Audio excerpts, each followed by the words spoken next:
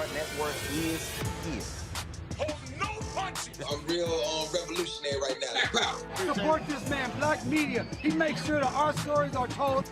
Thank you for being the voice of Black America, Roland. Stay black. I love y'all. All momentum we have now, we have to keep this going. The video looks phenomenal. See, there's a difference between Black Star Network and Black-owned media and something like CNN. You can't be Black-owned media and be scared. It's time to be smart. Bring your eyeballs home. You dig?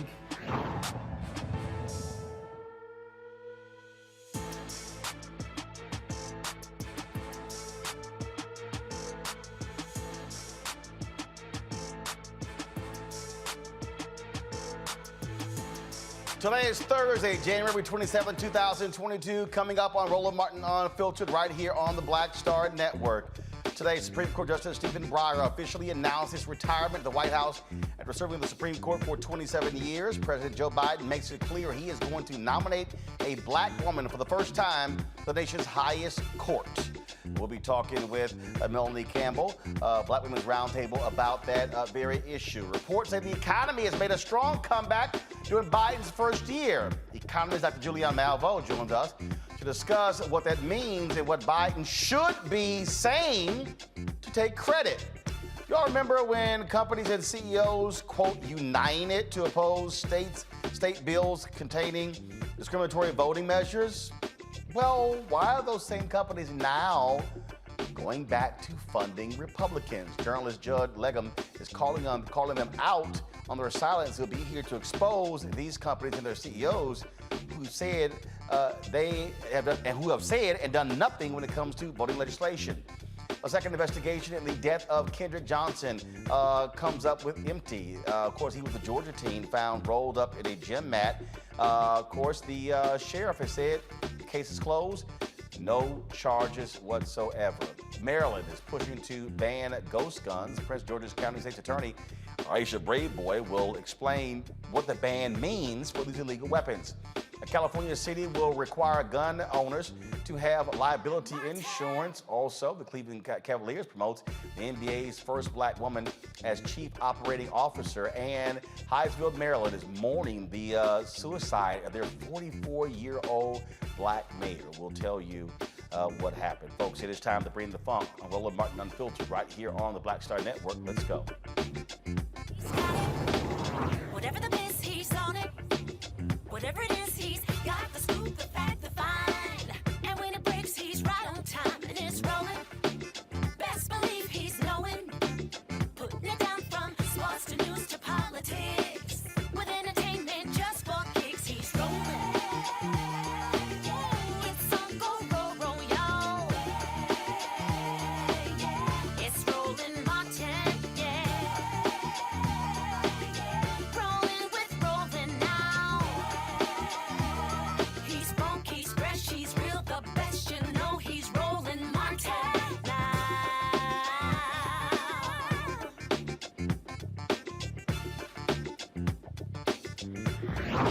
Martin. 27-year Supreme Court Justice Stephen Breyer made it official with this letter he sent to President Joe Biden announcing his retirement. He lays out in here, of course, utilizing exactly what you're supposed to do in terms of why he's retiring, also the timetable that he is given in terms of his retirement. In that particular letter, he talks about, again, his role, the role that he has played, and again, what he has been able to accomplish on the Supreme Court. This was sent, of course, to the president. He said, I enormously appreciate the privilege of serving as part of the federal judicial system, nearly 14 years as a Court of Appeals judge and nearly 28 years as a member of the Supreme Court. I have found the work challenging and meaningful. My relations with each of my colleagues have been warm and friendly. Throughout, I have been aware of the great honor of participating as a judge in the effort to maintain our Constitution and the rule of law. Today at the White House, Breyer, of course, stood alongside President Joe Biden in speaking to the nation. Choosing someone to sit in the Supreme Court, I believe, is one of the most serious constitutional responsibility a president has. Our process is going to be rigorous. I will select a nominee worthy of Justice Breyer's legacy of excellence and decency. While I've been studying candidates' backgrounds and writings, I've made no decision except one. The person I will nominate will be someone with extraordinary qualifications, character, experience, and integrity. And that person will be the first Black woman ever nominated to the United States Supreme Court. It's long overdue in my view. I made that commitment during the campaign for president, and I will keep that commitment. I will fully do what I said I'd do. I will fulfill my duty to select a justice, not only with the Senate's consent, but with his advice. You've heard me say in other nomination processes that the Constitution says seek the advice and consent, but the advice as well of the Senate. I'm going to invite senators from both parties to offer their ideas and points of view. I'll also consult with leading scholars and lawyers. And I'm fortunate to have advising me in this selection process, Vice President Kamala Harris. People have come to accept this Constitution, and they've come to accept the importance of a rule of law. And I want to make another point to them. I want to say, look, of course people don't agree, but we have a country that is based on human rights, democracy, and so forth. But I'll tell you what Lincoln thought, what Washington thought, and what people today still think. It's an experiment. It's an experiment. That's what they said. And Joanna paid each of our grandchildren a certain amount of money to memorize the Gettysburg Address. And the reason that what we want them to pick up there, and what I want those students to pick up, if I can remember the first two lines, is that 7 years ago, our fathers created upon this here a new country, a country that was dedicated to liberty and the proposition that all men are created equal. Conceived in liberty, those are his words, and dedicated to the proposition that all men are created equal. He meant women too. And we are now engaged in a great civil war to determine whether that nation or any nation so conceived and so dedicated can long endure. See, those are the words I want to see. An experiment. And that's what he thought. It's an experiment. And I found some letters that George Washington wrote where he said the same thing. It's an experiment. That experiment existed then because even the liberals in Europe, they're looking over here and they're saying it's a great idea in principle, but it'll never work. But we'll show them it does. That's what Washington thought. And that's what Lincoln thought. And that's what people still think today. And I say, I want you, and I'm talking to the students now. I say, I want you to pick just this up. It's an experiment that's still going on. Joining me now is Melanie Campbell, convener of the Black Women's Roundtable. Melanie, glad to have you here. President Joe Biden, when he was running, made it clear that he was going to appoint a Black woman to the Supreme Court. Today, he was emphatic in stating that to the nation as he stood there with Breyer.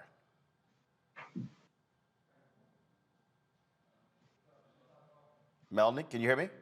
Yes, I didn't hear the question, but I said President Biden was emphatic, speaking before the nation, that about him appointing a Black woman. And it was refreshing. It was refreshing to have someone who was a candidate make that kind of a pledge and actually follow through. It's been a long time coming, at least the last, 12 years, or close to 12 years. I remember when we made the attempt during the Obama administration, and here we are today with it actually manifesting. And we're ready to support the president in his efforts, but also to be ready for if there is any kind of pushback to fight as well. You already see the folks running out here. You see these conservatives whining and complaining. Oh, it's a race and gender, not qualifications. White men, that was the only folks who could apply for 250 years. I'm like, shut the hell up. Yes, I totally agree. 233 years exact, I believe, is the number. And we've only had two Black people, two Black men on that bench. And so the reality is we know diversity does matter. And it's not about qualifications. Everyone's name that we're hearing out here publicly are exceptionally qualified, but they have not had the opportunity to even be considered to even get an interview where you could see them walking from the West Wing, all the theater. That we never had that vision. And so I think the moment that we're in, where this country is as diverse as it is, even though there are those who are pushing back, the highest court in the land needs to be diverse, and having a Black woman with lived experience who can bring that to that bench is vitally important to this country really finding a way to own the fact that we are a diverse nation, so that this rule of law will be justice for all of us. Obviously, conservatives still will hold a 63 majority on the Supreme Court.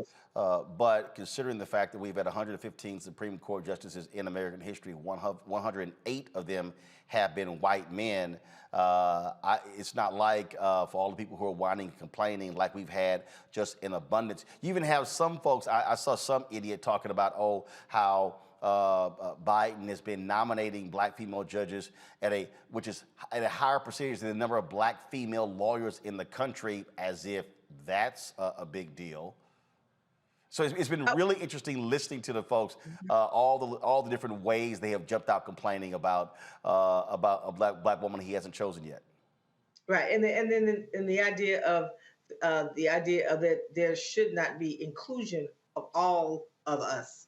And anytime that we point out the fact that and you bring up race, and we're in this time where we're at an inflection point in this country, and I know, Roland, I know you talk about it all the time, and the reality of the fact that you have people pushing back after the Black Lives Matter movement. You think about that, where we thought we were, and in hoping that maybe this will be the time that we really own the fact that this is a diverse country, own the fact that not all of us are actually being able to live out our dreams in this nation because of the issues of race in this country, and gender as well. So I say, the heck with whoever think what you want to think, but we are America, and we want to see ourselves on that court just like anyone else does, because we want those lived experiences, not just because of color, because it is about exceptional qualifications,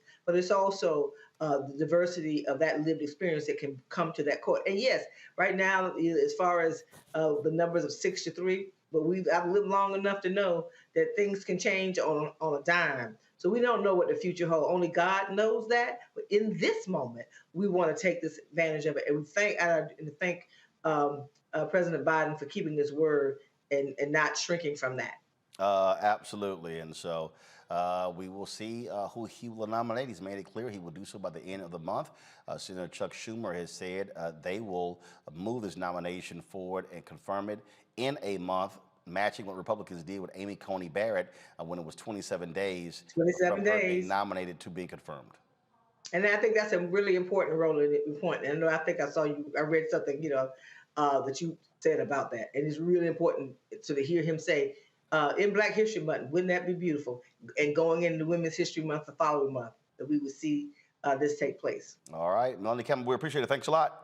Thank you, Roland. All right, going to go to my panel here. Dr. Greg Carr, Chair, Department of Afro-American Studies at Howard University. Reese Colbert, Black Women Views, and we'll be joined Roger Muhammad, of course, who will be hosting a daily show on the Black Star Network. Greg Carr as well. Glad to have all three of you here. Greg, you teach in the Howard University Law School. Let's talk about this. First and foremost, people should really pay attention to what Breyer said. Wasn't a shock when he talked about and brought up the Civil War. No. I think Breyer, I suspect, and we talked about this yesterday, you and I rolling offline, I want to know who got to him, because he wasn't going nowhere. I wonder if the death of Ruth Bader Ginsburg shook him. And one thing that's striking me when I saw him at the press conference today, I haven't seen Stephen Breyer in quite some time. The last time I saw him, interestingly enough, East Street Cinema in D.C., he's aged considerably, of course, but he's in good health. And he hadn't talked like this before, at least not in public. But, there's so much here to unpack, and I hope we spend some time on it. I mean, to me, this is really not going to be a fight. I think they'll get this seat. This it seems to me, for particularly for people who don't pay attention to a whole lot of other stuff, this might be enough to put the Democrats in the game to retain the presidency in 2024. When the real end game will come up, because I suspect Clarence Thomas is going to come off that bench before 24 and 28, and then you have a chance to put Roberts back in play with a swing vote. And by the way, I know that Sonia Sotomayor doesn't claim any Afro background, but if you saw her mother, Selena, and know her history, then you understand that Boricua from the Bronx. I'm not one of them Negroes that draws a hard line between people who speak Spanish and people who speak English. So she'll have some comment. If you remember her confirmation, actually the Hispanic caucus met, and they didn't. The Mexican Americans didn't have a better candidate. They said it's going to be Sotomayor, and then they reached out. Naya Velasquez tells this story to the Congressional Black Caucus, and Mel White said, "Look, if there's nobody black on the list, we will back Sotomayor." In other words, those kind of meetings are taking place now. Finally, I would say this initially. With Breyer leaving, that short list, Ketanji Brown Jackson, which we probably all thought would be the one nominee, Leandra Kruger out there on the California Supreme Court, who, her mother's from Jamaica, father white. She's a little younger, Yale law editor. To me, intellectually, she kind of probably takes the lead in my mind. And I talked with my students last night about this. We went through this. Michelle Childs, of course, out of South Carolina. Even Stacey Abrams' sister, Leslie, has been floated. Leslie Abrams Gardner, who's down in Georgia, the first black woman on the court there, federal court. I would say that for me, of course, there's going to be a black woman, but this is intellectual warfare. This is real intellectual warfare. And those white nationalists, and if you look at the nominees, well, we can talk about this maybe in another round, the number of nominees Biden has pushed, the number that have been appointed, unprecedented except for JFK. But we need to understand that this is intellectual warfare, and this is the reason why you vote. So all people say voting don't matter. Just shut up. Just shut up, because these people are playing for all the marbles. This is the window that's going to determine whether the United States goes forward in a way that we recognize. It has been very interesting, Reese, to watch these folks just utterly lose their minds with a black woman getting on the Supreme Court. There's this guy, Ilya Shapiro, who just got named to a prominent position at Georgetown. He sent out these tweets. Objectively, this was yesterday. Objectively, best pick for Biden is Sri Srinivasan, who is solid, progressive, and very smart, even has identity politics benefit of being first Asian Indian American, but alas, doesn't fit into latest intersectionality hierarchy, so we'll get lesser black woman. Thank heaven for small favors. Then he says, because Biden said he only considered black women for SCOTUS, his nominee will always have an asterisk attached, fitting that the court takes up affirmative action next term. Then, of course, he put out, is Joe Biden racist and sexist for saying his Supreme Court nominee will be a black woman? Well, let's just say that did not go over too well with the folks at Georgetown, who heard it real quick from staff, faculty, and students today. This email went out. Dear members of the Georgetown law community, Ilya Shapiro, who was recently hired to direct one of Georgetown Law's research institutes, posted a series of tweets on Twitter that he has since deleted. The tweets suggested that the best Supreme Court nominee could not be a black woman, and their use of demeaning language are appalling. The tweets are at odds with everything we stand for at Georgetown Law and are damaging to the culture of equity and inclusion that Georgetown Law is building every day.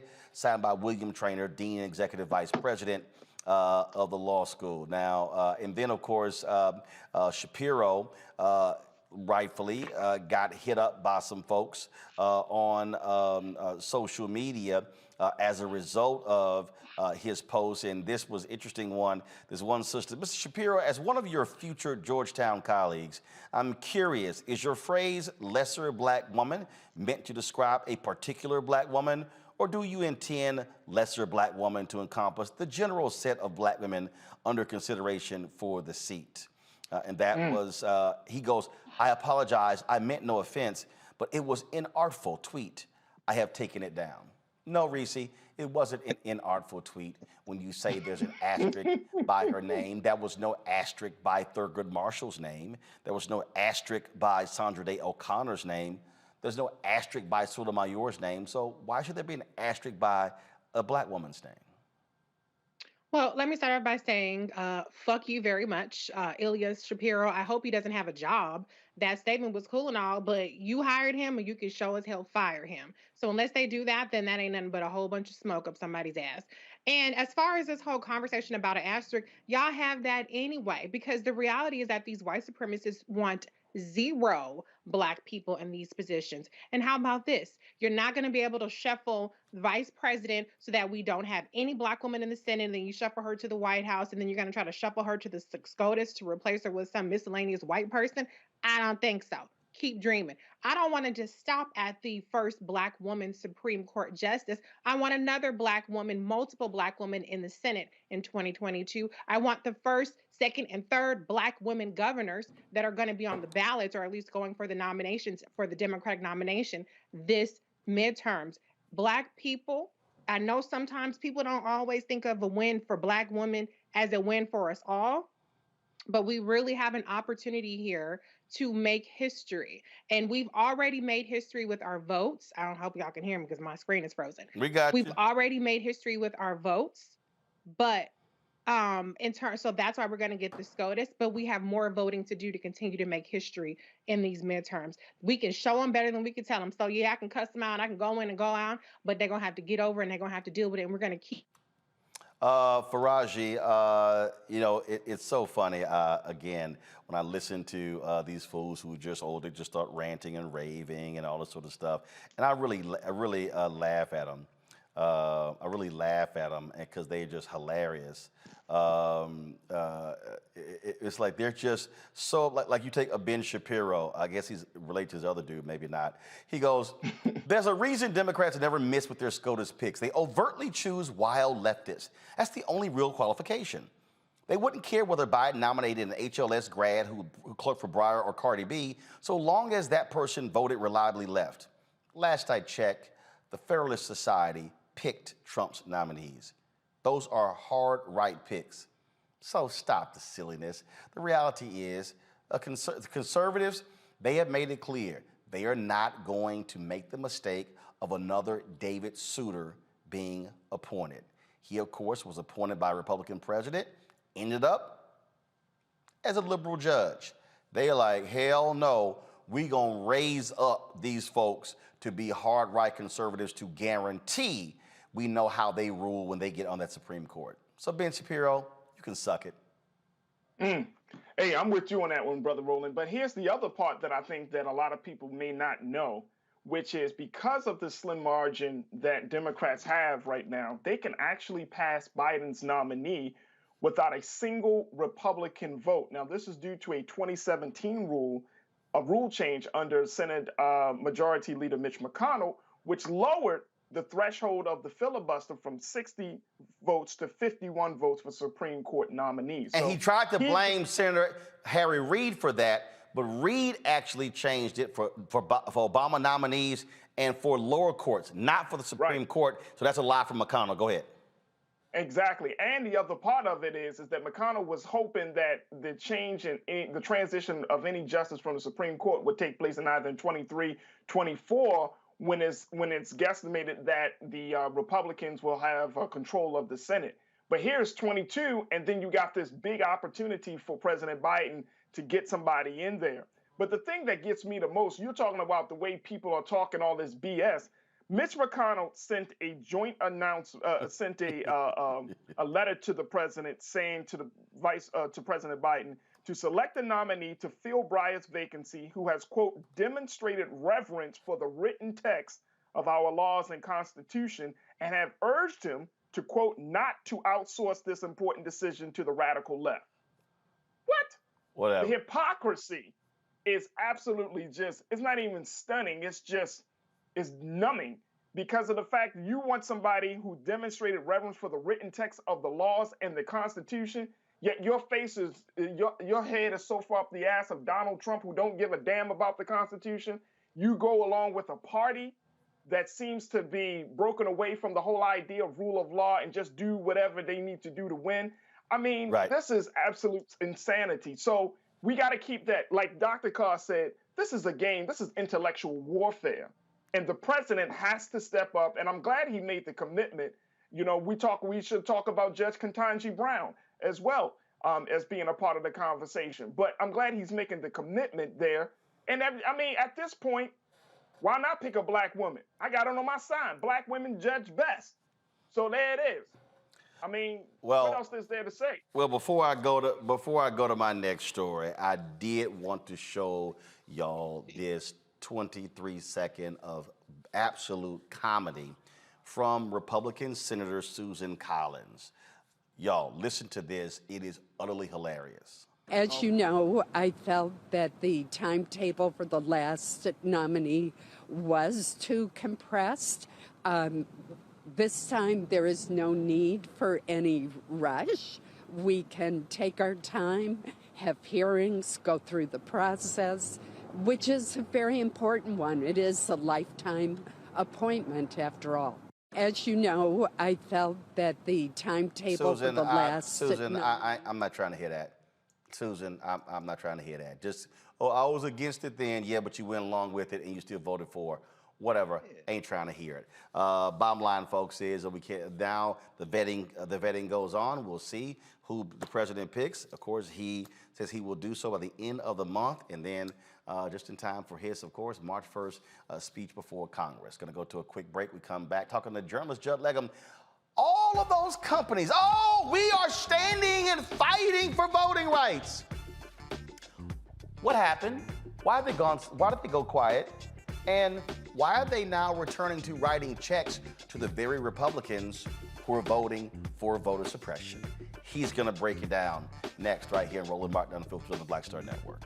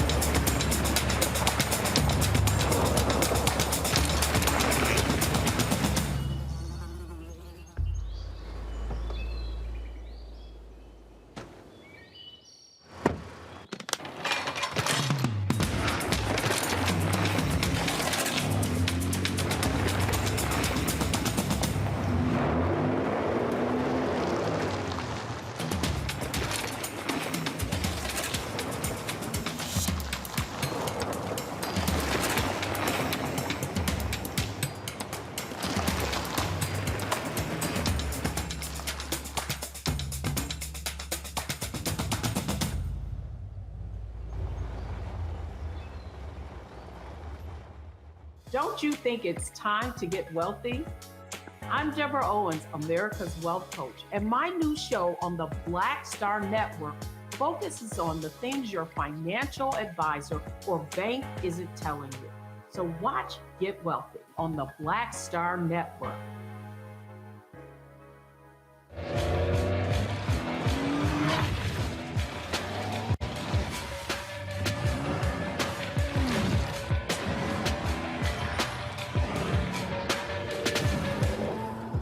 Pull up a chair, take your seat. The Black Tape with me, Dr. Greg Carr, here on the Black Star Network. Every week, we'll take a deeper dive into the world we're living in. Join the conversation only on the Black Star Network. Hey, I'm Cupid, the maker of the Cupid Shuffle and the Wham Dance. What's going on? This is Tobias Trevelyan. And if you're ready, you are listening to and you are watching Roland Martin Unfiltered.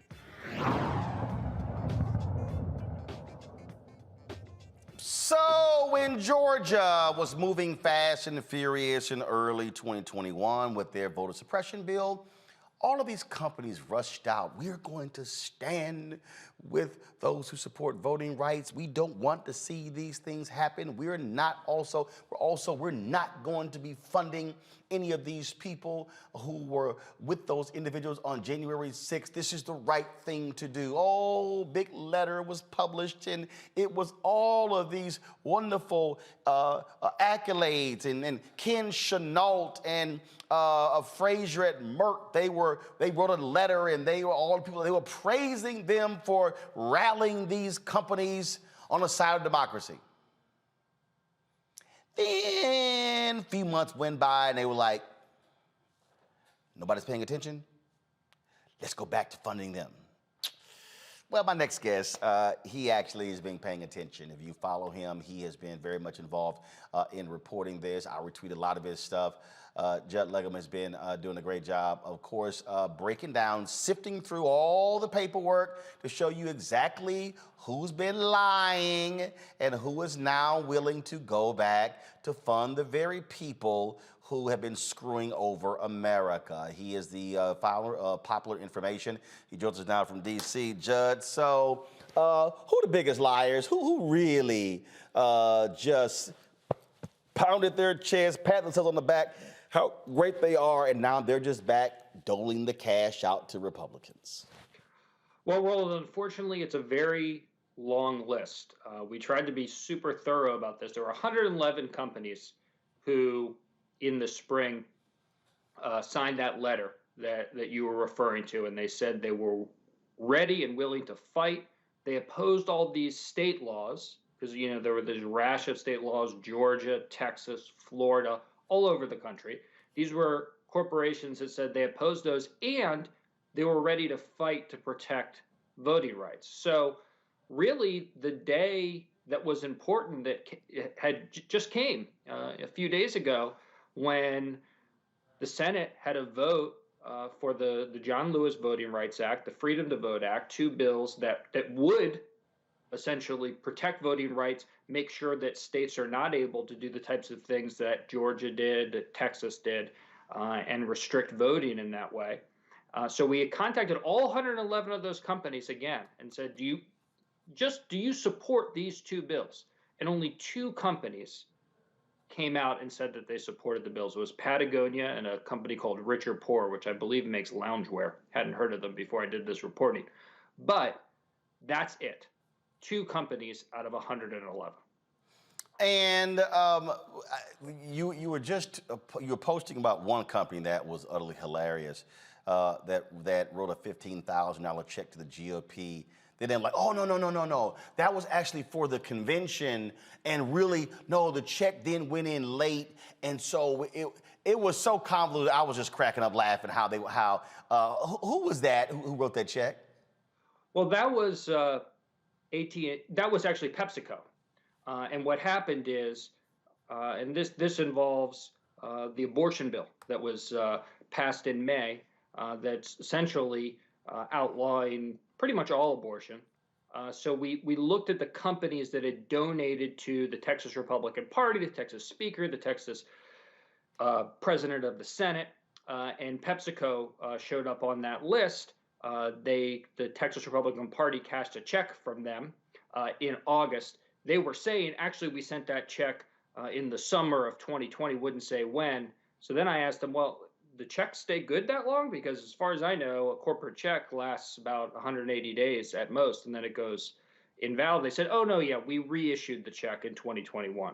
When did you reissue the check? They wouldn't tell me. So I think that it's a good example of how companies really don't want to be held responsible for their political activity.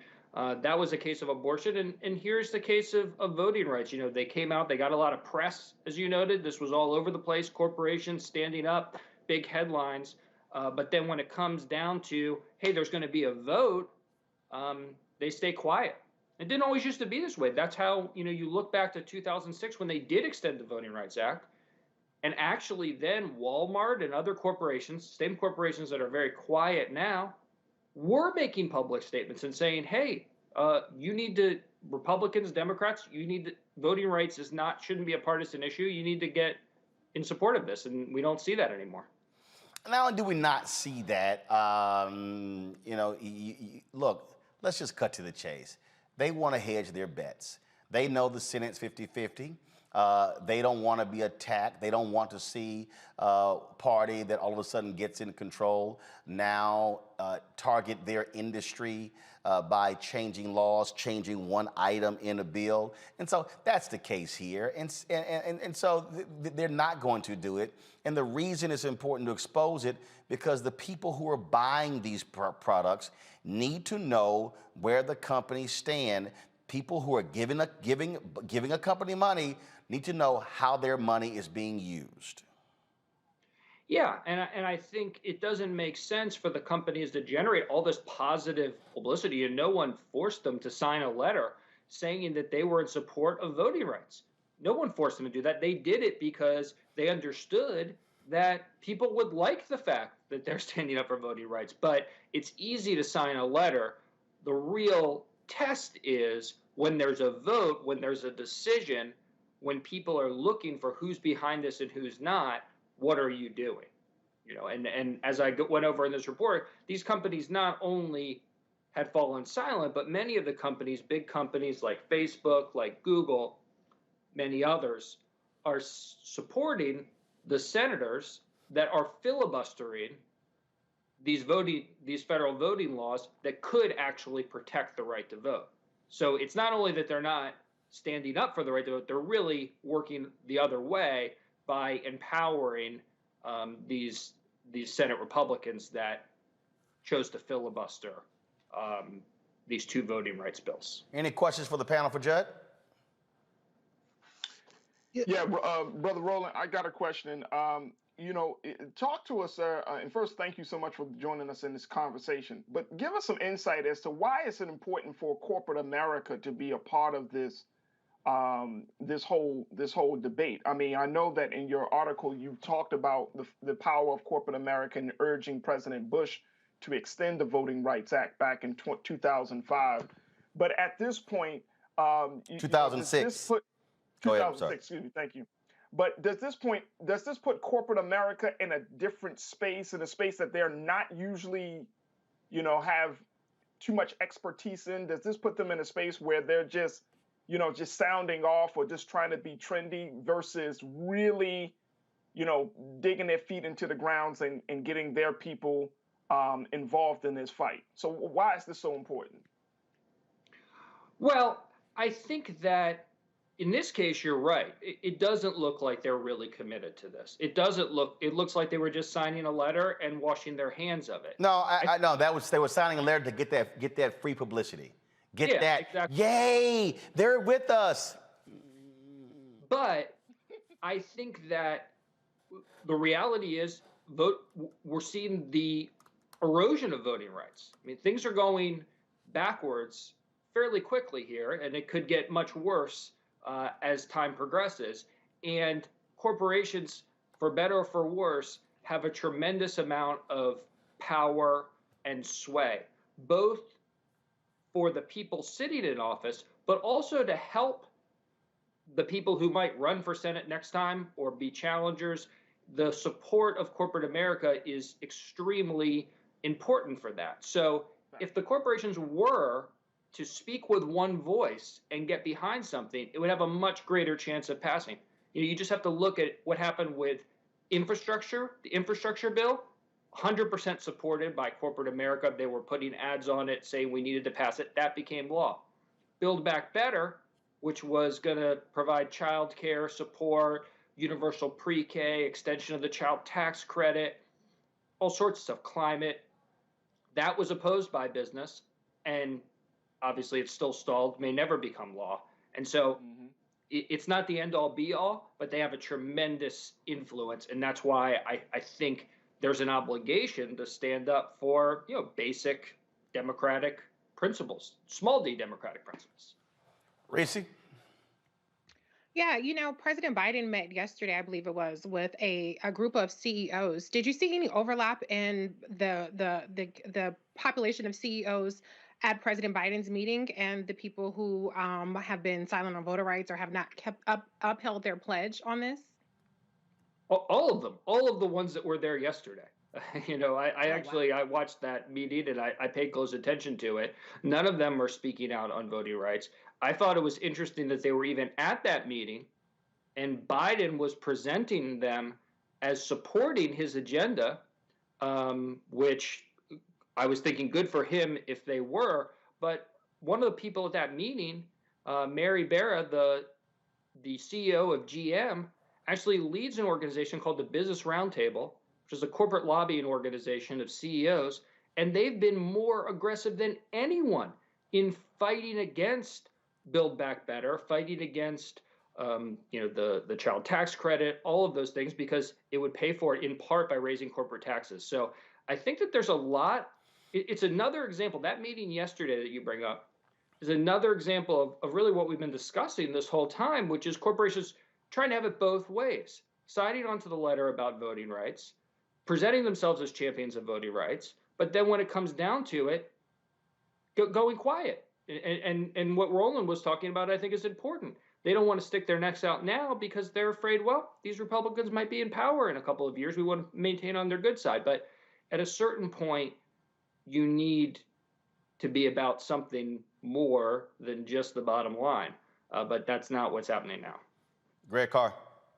Yeah, thank you, Roland. In fact, Judd, first of all, thank you for your work. But continuing in that vein and recognizing that, and some people might call it, I don't know, pandemic profiteering, corporate profits are exploding, certainly over the last couple of years, and that all of these companies are multinational corporations. I think I tend to think we kind of romanticize the notion of the nation state. Given that their bottom line is the only thing, there's no morality in capitalism, do you think that their strategy of actively really suppressing voting rights in the United States and kind of therefore ensuring a business-friendly federal legislature and perhaps even presidency, do you think they're off target in protecting their interests? Or is this, if corporate profits is the bottom line, is this actually not only a smart strategy, but certainly something that we would be naive to think about otherwise? Now, I think you're generally right. There's a couple of exceptions. There's some companies out there that have been speaking out, Patagonia, handful of others. But overwhelmingly, if you look at the entire Biden presidency, Trump presidency, you can go back, it's really been corporations say the most important thing is the corporate tax rate, keeping our taxes low. They'll step in when they can feel like they can get subsidies, tax credits, like we saw in the transportation or the infrastructure bill. But when it comes down to helping ordinary people, many of whom actually are their workers, their workforce, they could really benefit from this if they think a little bit more beyond each quarter and maximize the profits of each quarter. But when it comes down to that, they're fighting on the other side. So that's I think, is it a mistake for them to do so? It depends on what their goals are. And I think if their goals are just maximizing profits, no, it's probably not a mistake. But unfortunately, what's happening is the country is suffering because you got erosion of voting rights, but you also have, as you mentioned, corporate profits are doing very well during the pandemic, but for working people, they're seeing inflation. They're not seeing their wages keep up.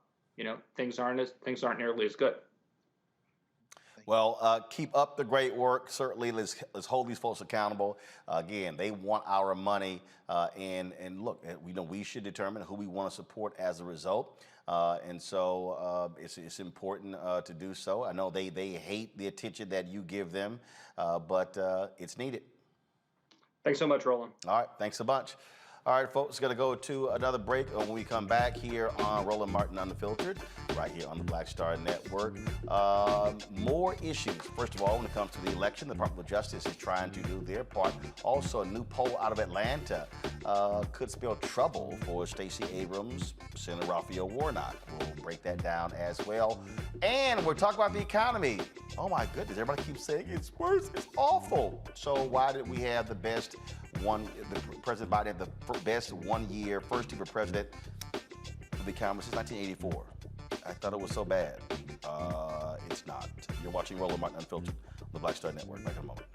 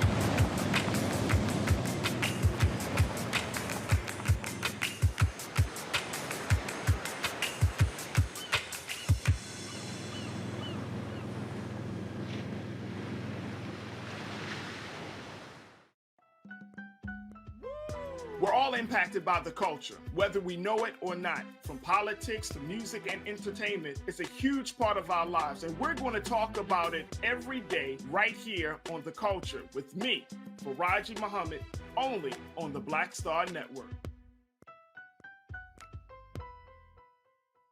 I'm Bill Duke. This is Diala Riddle. What's up, y'all? I'm Will Packer. I'm Chrisette Michelle. Hi, I'm Chaley Rose, and you're watching Roland Martin Unfiltered. The Department of Justice will allow state officials to use federal grant money to protect election poll workers from violence. In a letter to state officials addressing the threats to poll workers during the 2020 election, the DOJ says this is criminal justice purposes supported by the Justice Assistance Grant Program permit JAG funds to be used to deter, detect, and protect against threats of violence against election workers, administrators, officials, and others associated with the electoral process. We encourage state administering agencies to inform stakeholders that JAG funds may be used to prevent and respond to violent threats of this kind. In June, Attorney General Merrick Garland urged federal prosecutors to aggressively prosecute those who threaten election workers. Basically, they're talking to the crazy MAGA people. Folks, Land Journal-Constitution has dropped a poll today that shows, you know what? They're not feeling President Joe Biden in the Peach State. In fact, his number is 61% disapproval. That's a high number. And also, if you want to start breaking down this particular poll, what it also shows is as the race stands right now, in the first of all, 872 registered voters were polled by the University of Georgia's School of Public and International Affairs between January 13th and 24th. The margin of error is 3.3%. Now, again, Biden's polling numbers is critically important for you to understand because of the impact it has on Stacey Abrams, who is running for governor, and also the re-election of Raphael Warnock, who running for the United States Senate.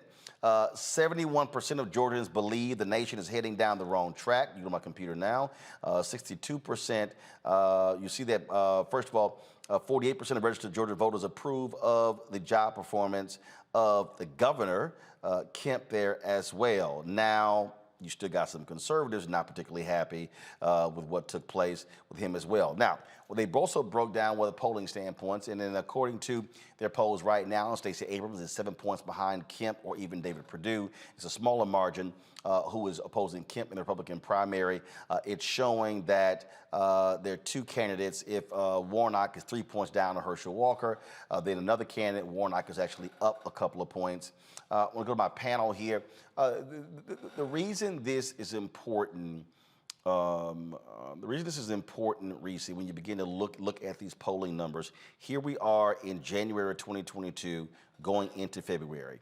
You're talking about a finite window. People may say, oh, well, you know, Abrams is different. No, there's a lot of things you got to factor in.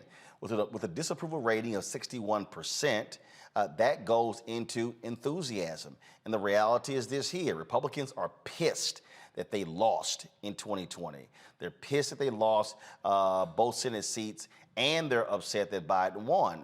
When you factor in that, you can expect the other side to be even more jacked up. So what you can't have is a depressed perspective on your side, because you need your people just as motivated to vote. In your mind, what must Democrats do to deal with these numbers that we're seeing on the state level that we're also seeing with his decreased job approval rating on the national level?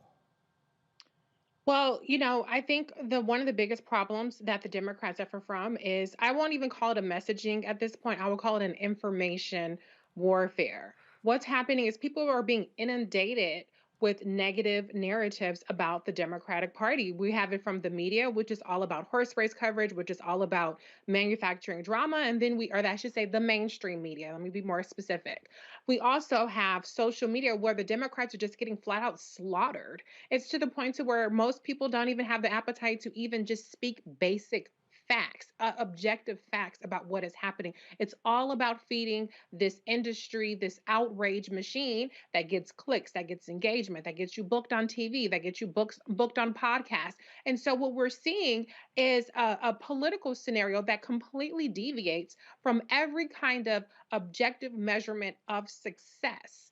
I don't know in what world Georgia is more on the right track than the United States as a whole. Okay, in what world is Brian or Kemp doing a better job than Joe Biden?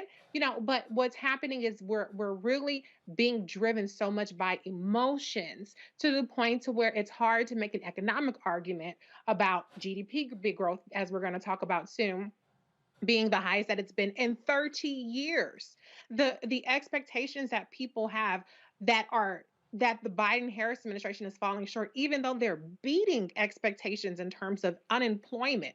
They've beat that. We've reached what has been called full employment faster than by years faster, as well as the GDP growth. I mean, this is extraordinary growth that we're seeing. And I understand that people don't feel the growth. They don't feel the gains, and people at this point, they're taking for granted the situation we were in when the pandemic hit. So what they're being fed, and I'm not trying to diminish the intelligence level or try to say that people don't know what's going on. People know what's happening in their everyday world, but I think that the Democrats are really, really suffering so much from just being completely outgunned on how they're getting their information out. It's not about slogans or anything like that. It's about actually educating people about what's being done. It's about pushing back forcefully, the same way that you did an extensive segment about HBCU funding. It's about pushing back 100% of the time forcefully and getting out there and selling your message and showing people how they're benefiting. It's a shame that people didn't talk about the child tax credit until the damn thing expired. And it's not going to get renewed because Joe Manchin is against it. So they had a runway to really tout the tangible ways 57% of parents in this country were getting the child tax credit. They're not getting it in 2021 and 2022. It's something that they can run on. So there are a number of things that spell danger. But the other thing, last thing I'll say is for the Democrats that are capitalizing off of discontent, for the Democrats that are sitting up there trying to push their own narrative, the whole party is going to go down together. Okay. So if maybe you like Stacey Abrams, but you don't like Kamala Harris, or you don't like whoever fill in the blank person, she's going to go the same way that they go. So whatever that you're doing, and I'm not saying everybody fall in line because, you know, I'm not saying that. But what I'm saying is you have to understand the implications of eroding the confidence and eroding the perceptions of the Democratic Party on everybody around the country. So just be mindful about what you're saying, what you're perpetuating. Let's expand our discussions beyond one or two bills or beyond one or two senators. And let's have a real fact-based conversation so that maybe we can start to put a dent in some of these things that are just really being artificially driven by bad and incorrect narratives. Well, since Reese decided to jump the gun, let me go ahead and read this story and bring in Julianne Malveaux. A new report shows the U.S. economy growing at its fastest rate last year since the 1980s. Yeah, y'all. Today, the Bureau of Economic Analysis reported the U.S. gross domestic product, the country's broadest measure of economic activity, shows the GDP expanded nearly 6% in 2021, the fastest pace since 1984. This is what President Biden said about the economic growth in the past year. Now, here's the piece right here that's, I think, part of the problem. It's a written damn statement. Ain't nobody reading this damn statement. Fine, I'll go ahead and read it.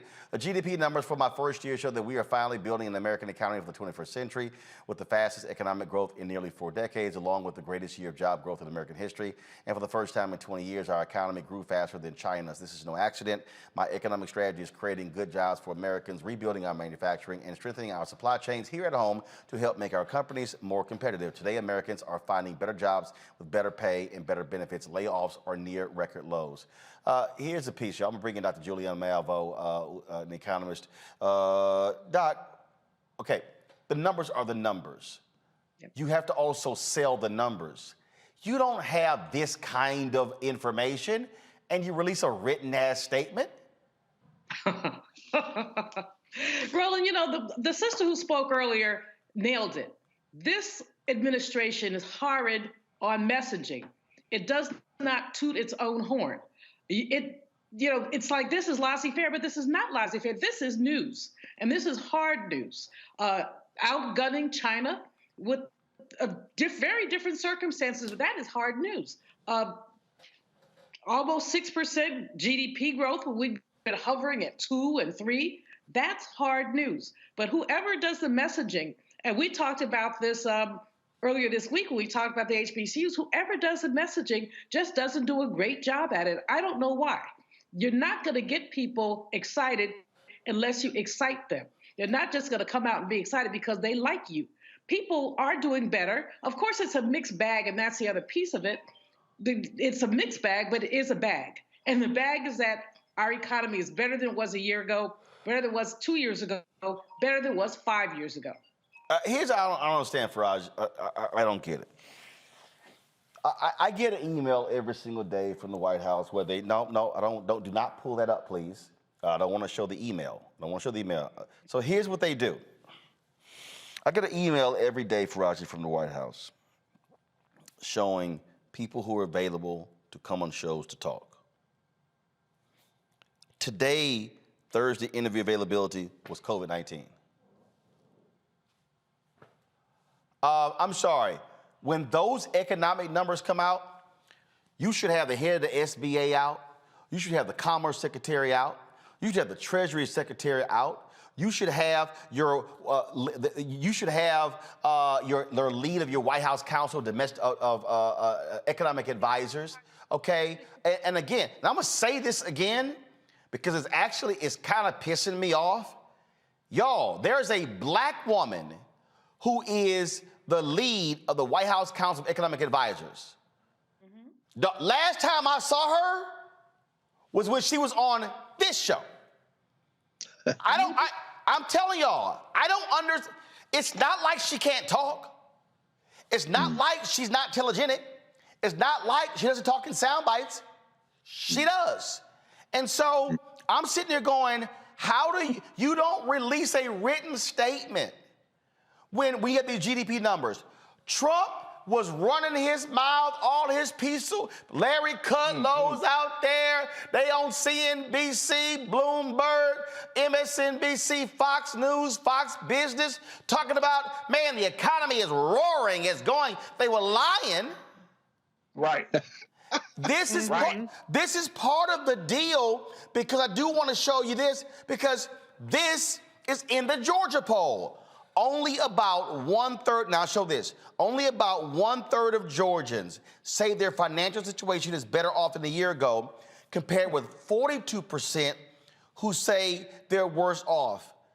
You cannot convince me that 42% are worse off with the stimulus checks that were sent out, with the unemployment benefits that went out, with the excess money that folks got, PPP loans. I say that's all. And the child credit. That's all. Child credit. That's a factor of no one. All you're hearing is it's awful, it's bad. Gas prices going up, supply chain issues. Oh my God, inflation. Yo, you can't have that GDP growth and then have this poll, and both things are true. Faraji, go ahead. Right. Just real quick. I mean, I think that's I'm totally in agreement with you. We don't, this administration, everybody's been saying it doesn't toot its own horn. But I think that when you talk about the economy, you do have to break it down to a place where people can just kind of pick up on it. When you're talking about Kraft Heinz, who's a company that produced Oscar Mayer hot dog sausages, they talking about Capri Suns, they said their prices, they gave an announcement earlier this week saying that their prices are going up on consumer products and foods. I mean, people have to see it and feel it to believe it. And I think that is also the big disparity as to why the conversation around economics in this country seems so far off. We got Dr. Malveaux, who understands the ebbs and flows of how the economy works and understands the history and how things go. But when you're talking about to the common black man, common black woman, and trying to understand when they see gas prices, when they see supply chain issues, when they see food is going up, you gotta help to people to create a context about this. And this is why government is so important, because we don't know all of the ins and outs. I mean, we're operating on this level, right, of trying to get through the day in and day out. But on the level of national politics and national business, that's a whole different thing that has to be explained. And everybody needs to know how that system works to the best of their ability. And I think that is the big problem, that we have these conversations. Like, you know, we might say a conversation about the national debt. Oh, we $1 trillion or $1 billion.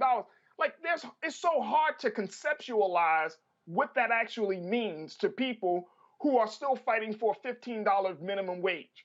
You know, when you're talking about these numbers are flat. They're not dimensional. They're not tangible, because there's no understanding of how this number affects this number that affects the pockets of Americans every day. So I think that is part of the big issue as to why we're constantly kind of having this, we're being in this vicious cycle about the economy. The American people don't know. We don't know what that means. You know what I'm saying? We don't know. We learn about it, but we just still don't have a full understanding. So Julianne, can you explain again for people who are out here, and it's because you have folks who are saying, oh my God, things are awful, we're going in an awful direction, things are worse off. Okay, so best GDP since 1984. You have stock market. You have low interest rates. You had the amount of money that was literally put in the pockets of Americans. Okay, I get inflation. I get that. But when people are saying our economy is so bad, it's awful, what do you respond when you hear that? They watch too much Fox News. That's because no, hold up. Stay right there. Not just Fox News, conservative talk radio, conservative folks on Facebook, the constant barrage of we are failing, America's failing, China is crushing us, Putin is beat over the head. People cannot, I keep telling people, you can't overlook the impact in red states where all you have are 6 and 8 conservative radio talk stations on the radio dial, and it's the echo chamber every day. Awful, we're bad, we suck, it's terrible every day. Go ahead. But Democrats need to invest more money in telling the story. They don't do it. So you've got Fox and all those people you mentioned on one hand, and you've got the silence of the Democrats on the other. The fact is inflation is bad. And the inflation story is one that Democrats need to tell also, because it's especially bad to people at the bottom. Right. If you have to pay 10 cents more for a hot dog rolling, you're not going to worry about it, nor will I or anybody else on this panel. But if somebody who is moderate income with 3 kids has to pay more, it hits. Yes.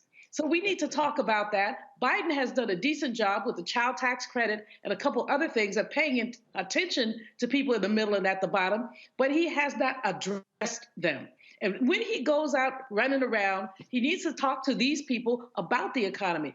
What are the ways that, rolling back in the day, and, I'm a seasoned sister. So back in the day, newspapers had economics reporters. They had consumer reporters. You ain't got none of that. That's gone. No.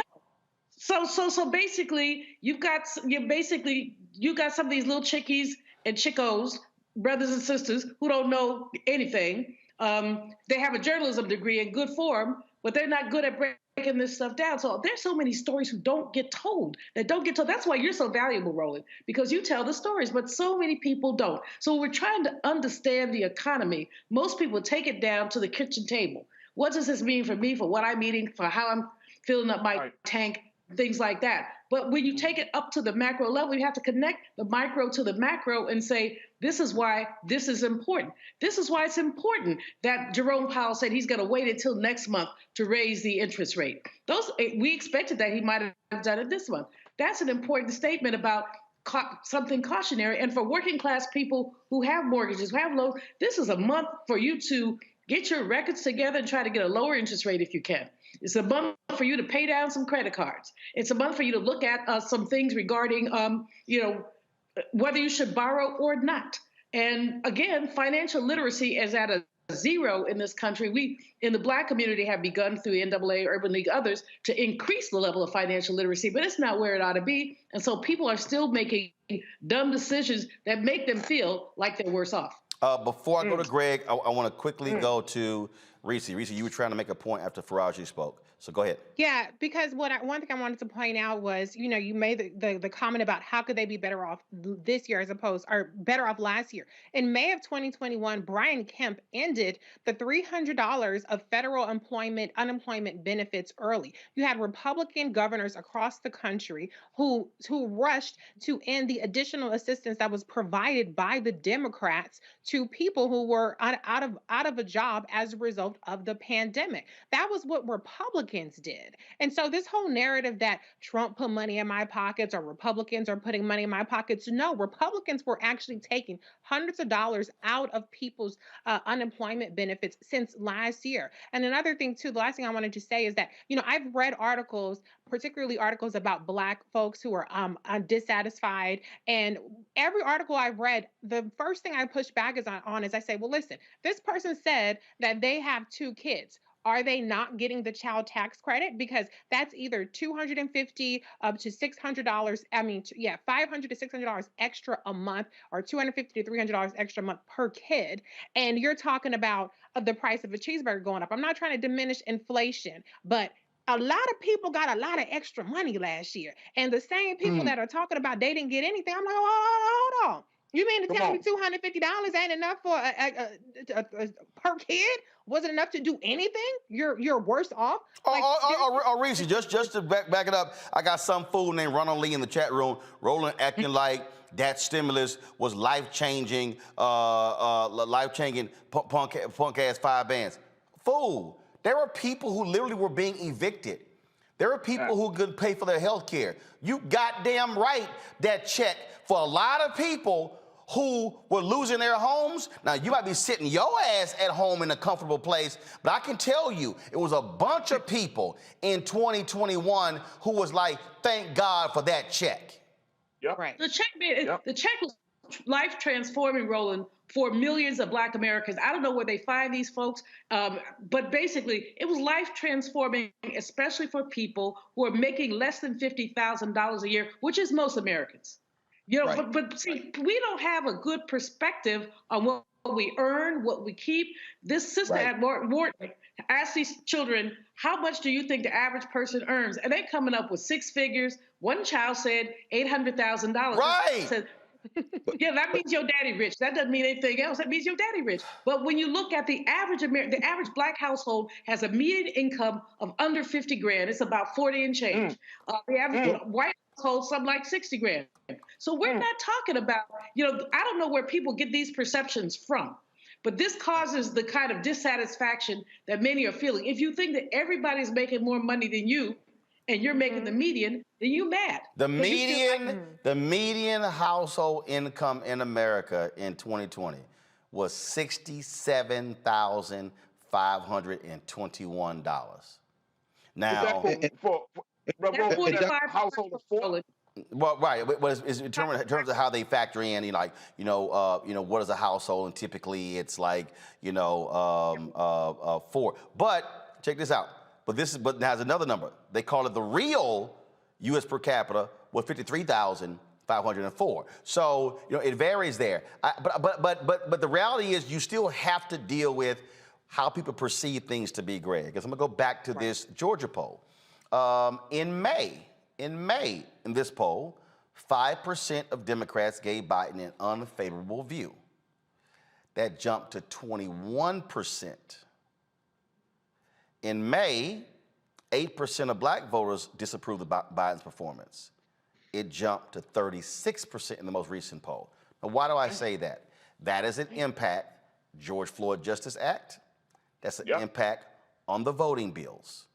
So what the White House and what Democrats are going to have to do, they're going to have to figure out between now and August, how are you going to speak to the needs of African Americans? Greg, you said earlier that you believe the Supreme Court pick is going to be a huge deal, but there has to be another one. Now, I understand the White House is, and I've actually I've been made aware. I'll be very careful. I've been made aware of the draft orders of the executive orders dealing with police reform. But again, it's a question of you better look at these numbers because this is going to impact Abrams, Warnock, Demings in Florida. It's going to impact the races in Ohio, Pennsylvania, Wisconsin. They got to stop saying, oh, we got lots of time. No, you don't. No, you don't. Greg? No, you don't. Roland, I mean, where to continue in this? And then again, I echo what Dr. Malveaux said. This is why this platform, this network is so important. We have to be smarter than we've been. John Bracey up at UMass, University of Massachusetts, always say people spin theories off of very thin margins of knowledge. So if we started with the very basic question, what is the meaning of gross domestic product? It's the value of goods and services provided. That's very basic. What is the difference between the gross domestic product and corporate profits? The answer to that is corporate profits are damn near double the gross domestic product. Most people don't have anything in the stock market. What Faraji said is very important in this regard.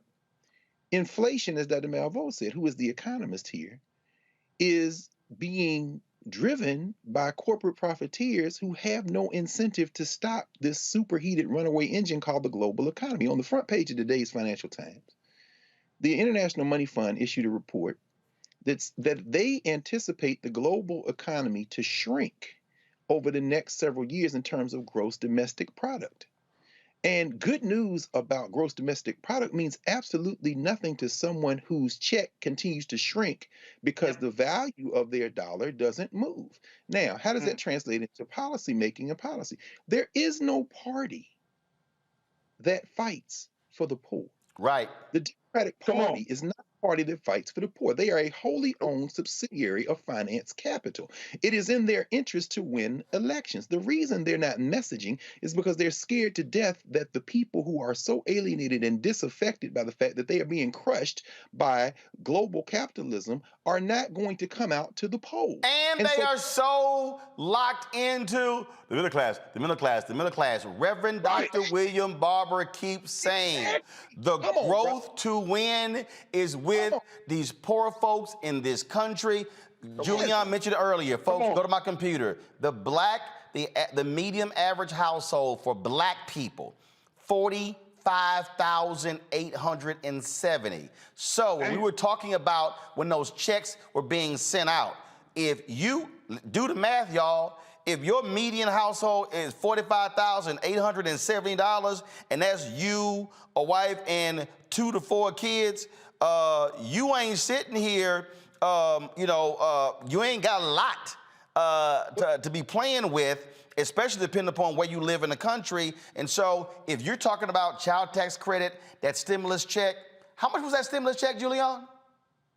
The stimulus checks were, they ranged, they were in the thousands, low thousands. Right. And so the child tax credit was if the median average income for black people was $45,870, that's $3,800 a month. That means if you got a $1,000 stimulus check in your household, that check was 30% of your household income. Come on. Don't try to tell me that was a small ass check. Then you got is that the black median income as well? And the child tax credit could be up to $500 for 2 children, and you basically had $3,500. You got another $500 per month. That's kicking you up again by almost 20%. Greg, go. Say it again, Greg. No, is that the black median income? That's black. Or the median income? Yes. No, the median income is 67. That's everybody. That included white people. Black people is $22,000 less than the median. But that includes consistently, black median moderate income is about 2/3 that. This consistently over the past 20-some years, about 2/3 that of white. And that there are things you can do to play with it to make it even worse. It's 2/3 of the total, which means it's an even smaller percentage if you're looking black to white. And if you look at, but hold on, Greg, I'm gonna come to you. And if you go to my computer, if you look at this chart right here, you will see the impact of that recession under Obama, how it dropped around 2011 to 37,500, and has been steadily going up, up. Then then it was flat between 2017 and 2018, and then began to climb back up. So people just need to understand the reality of the numbers. Greg, go ahead. No, I was just going to say, again, this is where we run the risk of, as my old advisor Theophilo Benga used to say, mixing many things. Race certainly has a number in that schematic, but what that doesn't show is class. Right. Because the black people who have more money, the black people who have disposable income, the black people like us who are working, we are figured in there too. So what I'm saying is there are vast numbers of black people who have nothing. Right. And they are the ones who locked in these red states where finance capital, corporations have bought the politicians. Shout out, by the way, to John Roberts, because we all look at Shelby County versus Holder, but the real tipping point in terms of Supreme Court jurisprudence is 2010, Citizens United, where they took the leash off of just basically a propaganda war driven by these profiteers. Now, that having been said, they are locked in these states. Now, what does that mean and how does that translate? Well, it comes down to this. We are in many ways, the end game now in this country. We think of this as a country, but corporations don't think of this as anything but a parking place for the rules that drive their ability to profit.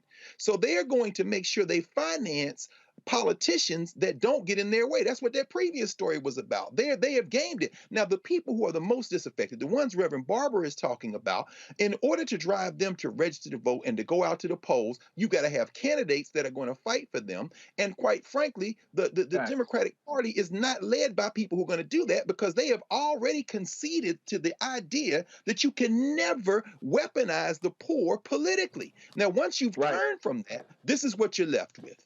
The last defense for the poor you might look to it as the possibility of the rule of law.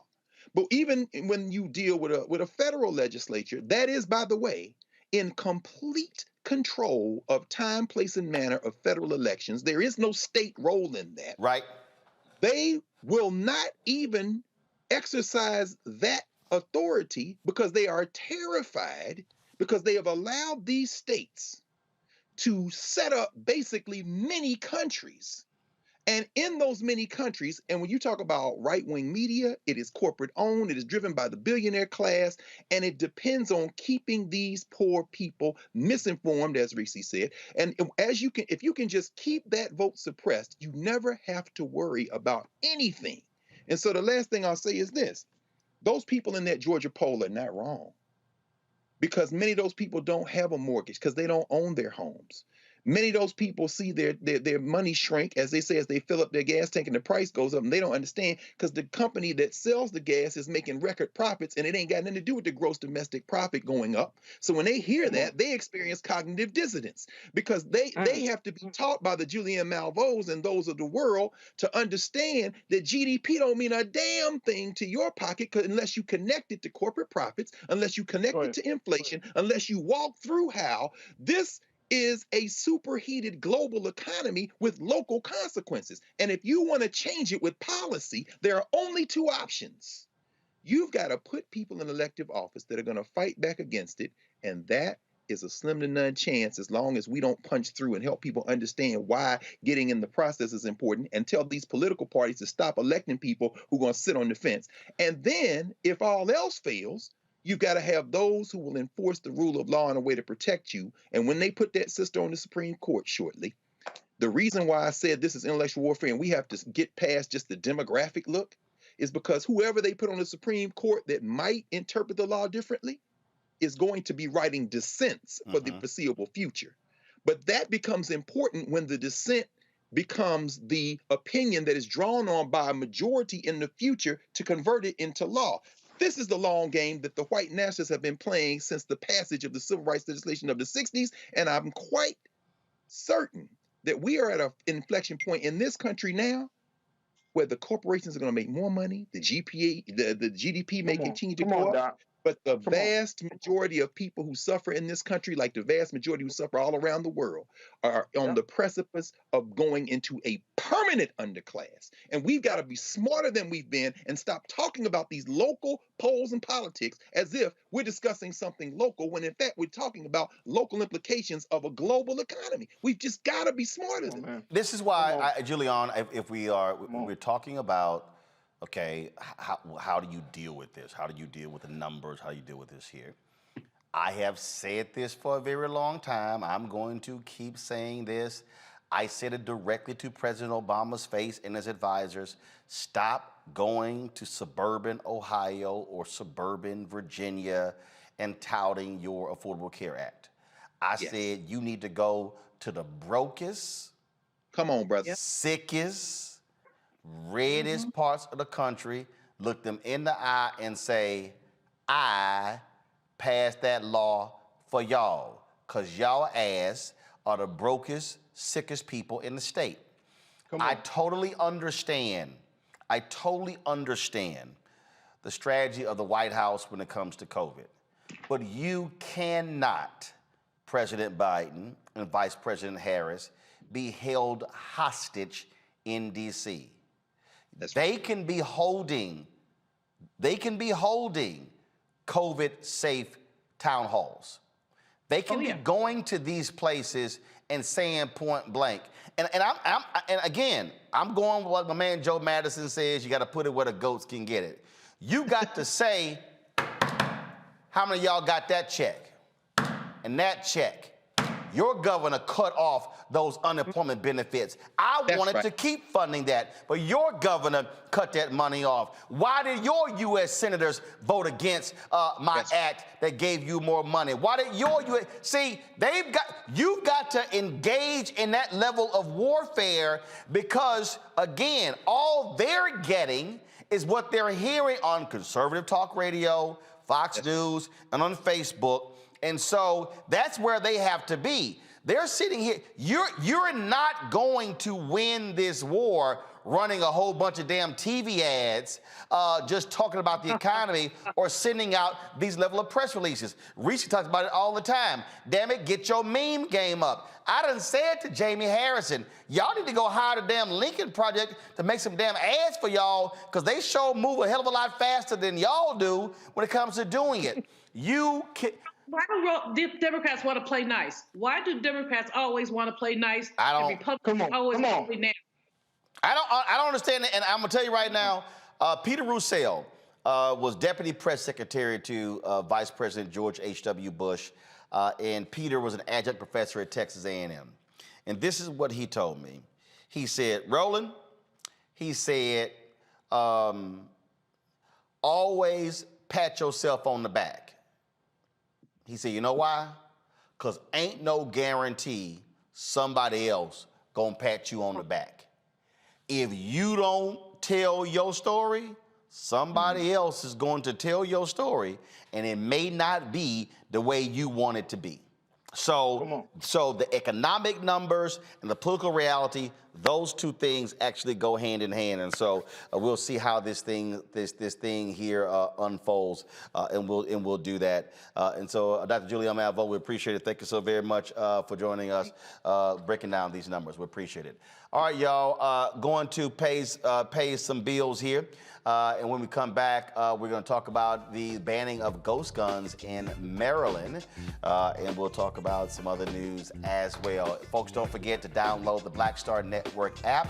Do so on your Apple phone, Android phone, Apple TV, Roku TV, Samsung, Amazon Fire, Xbox One, and Samsung Smart TV.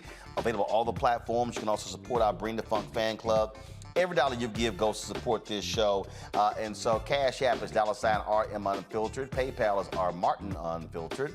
Venmo is RM Unfiltered. Zelle is Roland at RolandSMartin.com. Roland at RolandMartinUnfiltered.com. I'll be back in a moment.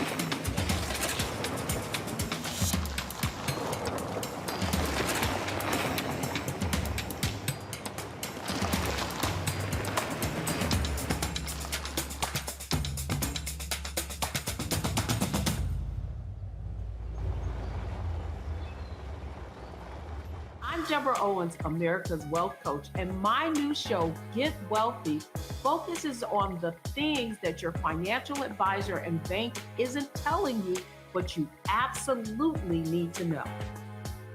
So watch Get Wealthy on the Black Star Network.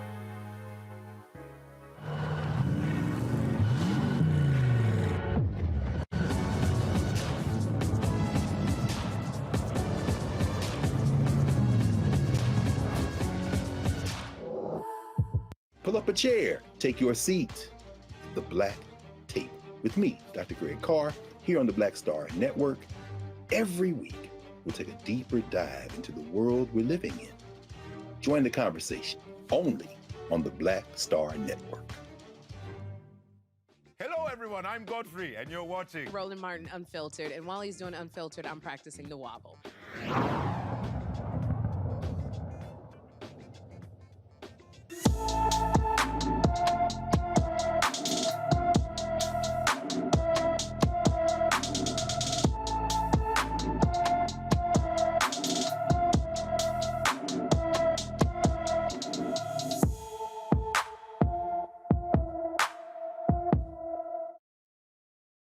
Folks, an Arizona family is looking for answers after 19-year-old Gregory Elliott Buckner Jr. left for work on the morning of December 20th, 2021, and has not been seen since. Gregory is 6 feet tall. He weighs 190 pounds with black hair and brown eyes. He was wearing a black jacket, red hoodie, and dark-colored jeans the day he disappeared. Anyone with information should call the Phoenix Police Department at 602-261-8774, 602-261-8774. All right, folks, a bill has been introduced in the Maryland legislature to deal with the issue of ghost guns. Now, this is obviously significant. It's a serious problem that we see all across the country. And it was introduced last week by the state's attorney general.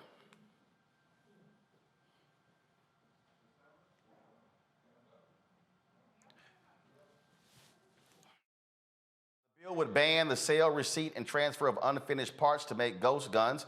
Eventually, all ghost guns would be banned by January 2023.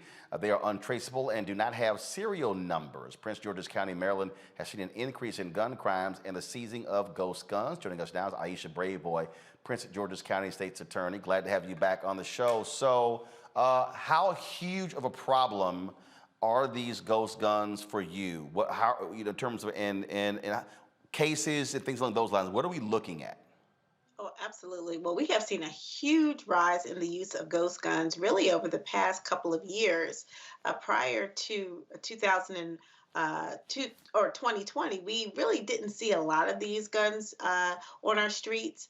But in 2020, our officers seized about 167 of those types of guns from our streets. And just last year, that number almost doubled, 260 guns, over 260 guns that are considered ghost guns were seized from the streets. So what that means is that there's an increased use in ghost guns and an increased, access to ghost guns. And what is so critically important about this type of weapon is that it is not regulated currently. So the sale of these guns are not regulated like other guns. So you can purchase a quote unquote ghost gun, and I'll tell you a little bit about what they are in a minute, but you can purchase these guns over the internet. And so there are people who would otherwise be prohibited, people who are under the age of 18 who are prohibited, or really under the age of 21 in Maryland, who are prohibited from purchasing this type of firearm, as well as individuals who might have mental health issues or who have had prior violent felonies who are otherwise prohibited from possessing a firearm can actually purchase these legally from the internet because they are not regulated as other firearms are. So the legislation would regulate these weapons and and place them under the same category as other firearms in our state and regulate them like other firearms. And so individuals who would be disqualified from purchasing a firearm in the state of Maryland would also be disqualified from purchasing ghost guns. Now, is that because the National Rifle Association and other folks have been out here limiting the ability of folks like you in state legislatures to limit or prohibit these guns? What type of pushback are you getting? Because it sounds rational, but it's not that simple. Well, you would think this is a common sense bill. However, this bill has been introduced at least twice before in the legislature, and it hasn't gone anywhere. We have seen opposition from the NRA and other gun rights groups. But more importantly, I think we have not had the courage, quite frankly, as a Democratic Party in the state of Maryland, to stand up for our residents, for the people who live in Prince George's County and all over the state of Maryland, who want to ensure that guns are only purchased by people who are qualified to purchase them, that young people don't get their hands on guns. Let me tell you, just recently we had an unfortunate shooting at a high school in a neighboring county, Montgomery County. What is being reported is that the gun used in that shooting, and this was in a high school, a 17-year-old student shot a 16-year-old student. What we are understanding is that that gun was purchased by that 17-year-old student through the internet, and it was purchased as a kit. So the way that the ghost guns are sold are in kits, which is what prevents them from being regulated like other firearms, because when they come to your home, they are not a completed weapon. They're not operable. You actually have to put them together. So they're about 80% complete when they are sold, but you have to attach the receiver in order to be able to operate the weapon. And these weapons are getting in the hands of young people, very young people who really should not be using them and have used them, unfortunately, against other young people. And so it's really important that we control who gets these guns. We hold these manufacturers accountable for who they are selling these weapons to, because it, again, has deadly consequences. This is not a game. These are real firearms. They have the same deadly consequences as other types of firearms. All right, then. Oh, Aisha, Brady boy. We appreciate it. Thank you so very much. Keep up the good work. And thank you very much. Keep trying to make it happen. All right. All right, thanks a lot, folks. Let's go to California, where the San Jose City Council approved a measure requiring gun owners to have liability insurance, the first requirement of its kind in American history. The insurance would encourage gun owners to take safety classes and use gun locks. Additionally, it will cover damages or losses if the gun is accidentally used or causes harm or death. Gun owners must report if the weapon is lost or stolen to authorities. Opponents say it violates their, of course, Second Amendment rights and plan to sue the city. Gun owners will also pay a $25 fee that would go to a nonprofit that offers community resources such as firearm education and mental health services. You know, I get a kick, Reese, out of every time, oh, this is violating my Second Amendment. Why? Because it require you to have insurance? That's not in the Constitution. But I mean, it's like just like any, they really think the Second Amendment is just blanket, do whatever the hell I want to do, no consequences, no nothing. Yeah, I mean, a gun is something that can be the difference between life and death. And so these are very reasonable requirements. I mean, getting insurance, it actually does more to protect these gun owners than anything. So, I mean, I understand that it could be maybe a little bit cost prohibitive for some people, but then I guess you always don't get to own a gun. How about that? You know, so I think it's just amazing that people talk about gun violence and they talk about crime, and the first thing people want to go to is increasing police presence. No, we have to get some of these guns off the street. We have to make gun owners responsible so that their guns don't end up in hands from being stolen or from being lost or whatever the situation may be. And then you also have children who access, guns and end up killing themselves or killing their siblings or somebody else. And so this is just a very reasonable step, and it's a shame that something like this is even newsworthy, and we don't have more actions to get gun violence and guns under control. I'm confused here, Faraji. You need liability insurance for your car, but y'all mad because they're going to require you to have liability insurance for your gun. I mean, I think that's an excellent law, and I mean, I was just thinking the same thing, brother Roland. Your car can be used as a weapon, as we've seen in many cases, especially what we saw in Charlottesville. I mean, your car can be a weapon. Why wouldn't you get liability insurance for your gun, which is a weapon? And I think that when we look at this gun situation, especially around the ghost guns, and I'm in Baltimore City, it was just announced that homicides, the leading cause of death among young black people in Baltimore City, is homicide. And when I was listening to Madam State's Attorney Brave Boy, she was talking about what was the bill, but in Baltimore City, the commissioner here, Michael Harrison, the police commissioner, said there were that we're on track to recovering 700 ghost guns. Last year, they had recovered 345 ghost guns. I mean, that's double in just a single year.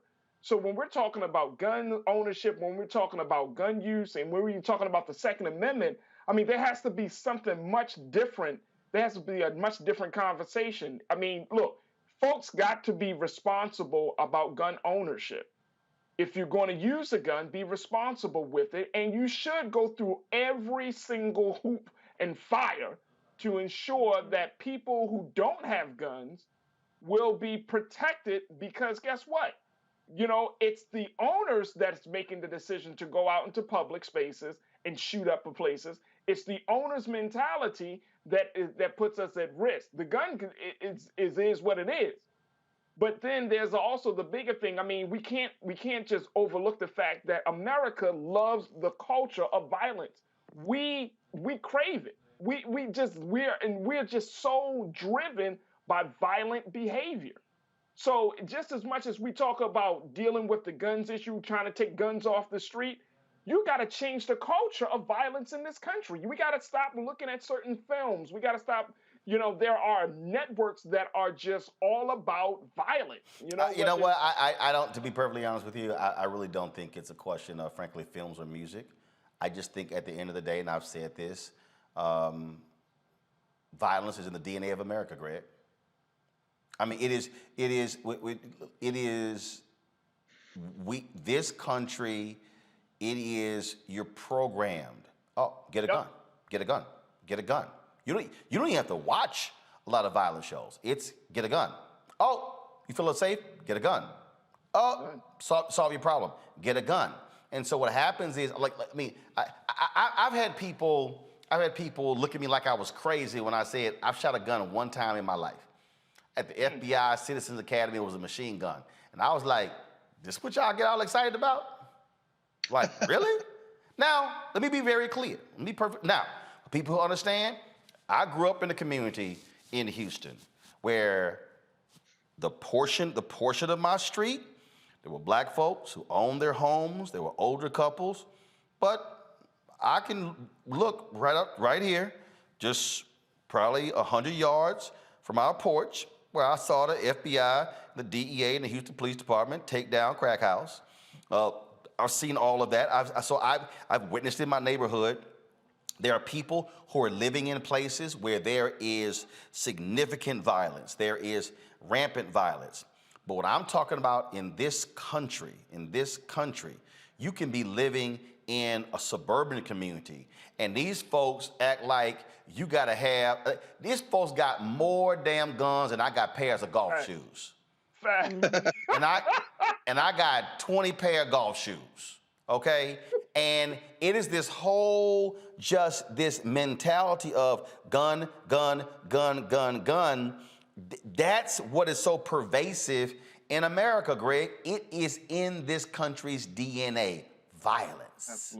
Absolutely. It's the state. It's born in violence. There's no place to return to in the concept of the United States of America that isn't born in violence. It's interesting you say that about Raj, about films and Roland, as you say, it's not just the films and the music, it's in the DNA.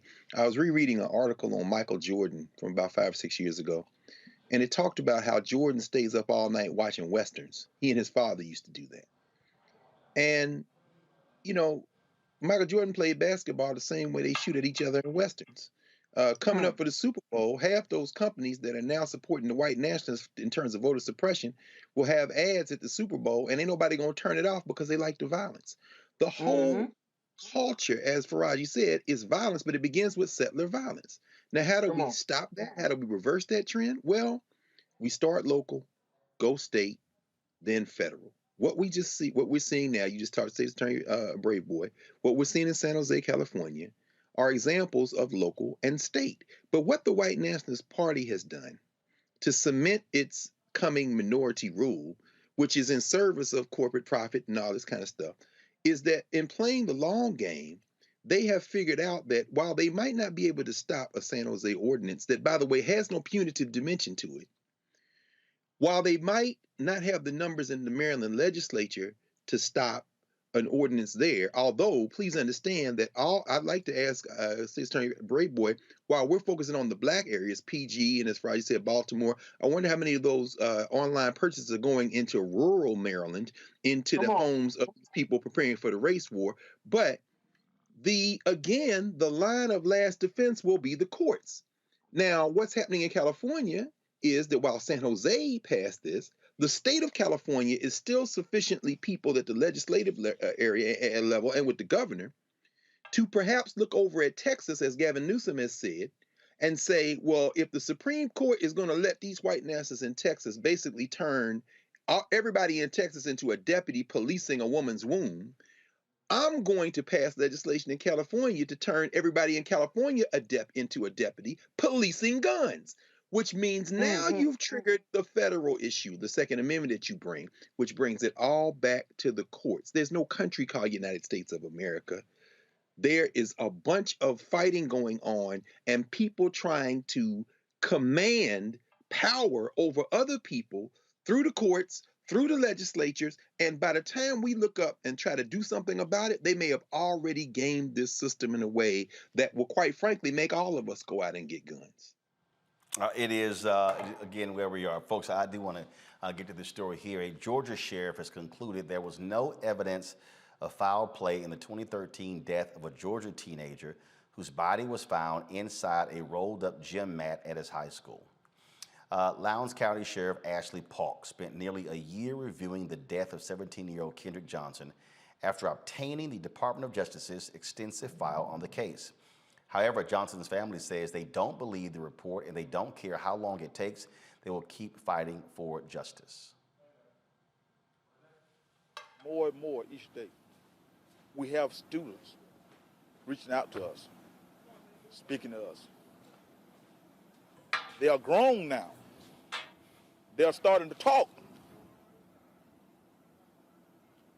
And we have, if it takes 10 years, 11 years, to find out the truth, we will be steadfast in finding out the truth of what happened to Kendrick.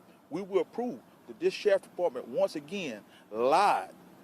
We talking about a child was murdered in their school, and they treat us like we are the ones who causes all kind of chaos and problems. Our son was murdered on their school, on their campus. State investigators years ago concluded Johnson died in a freak accident, and federal authorities never brought charges after closing their case in 2016. I am still, for me, this thing is common sense. Greg, Reese, and Faraji, it's common sense.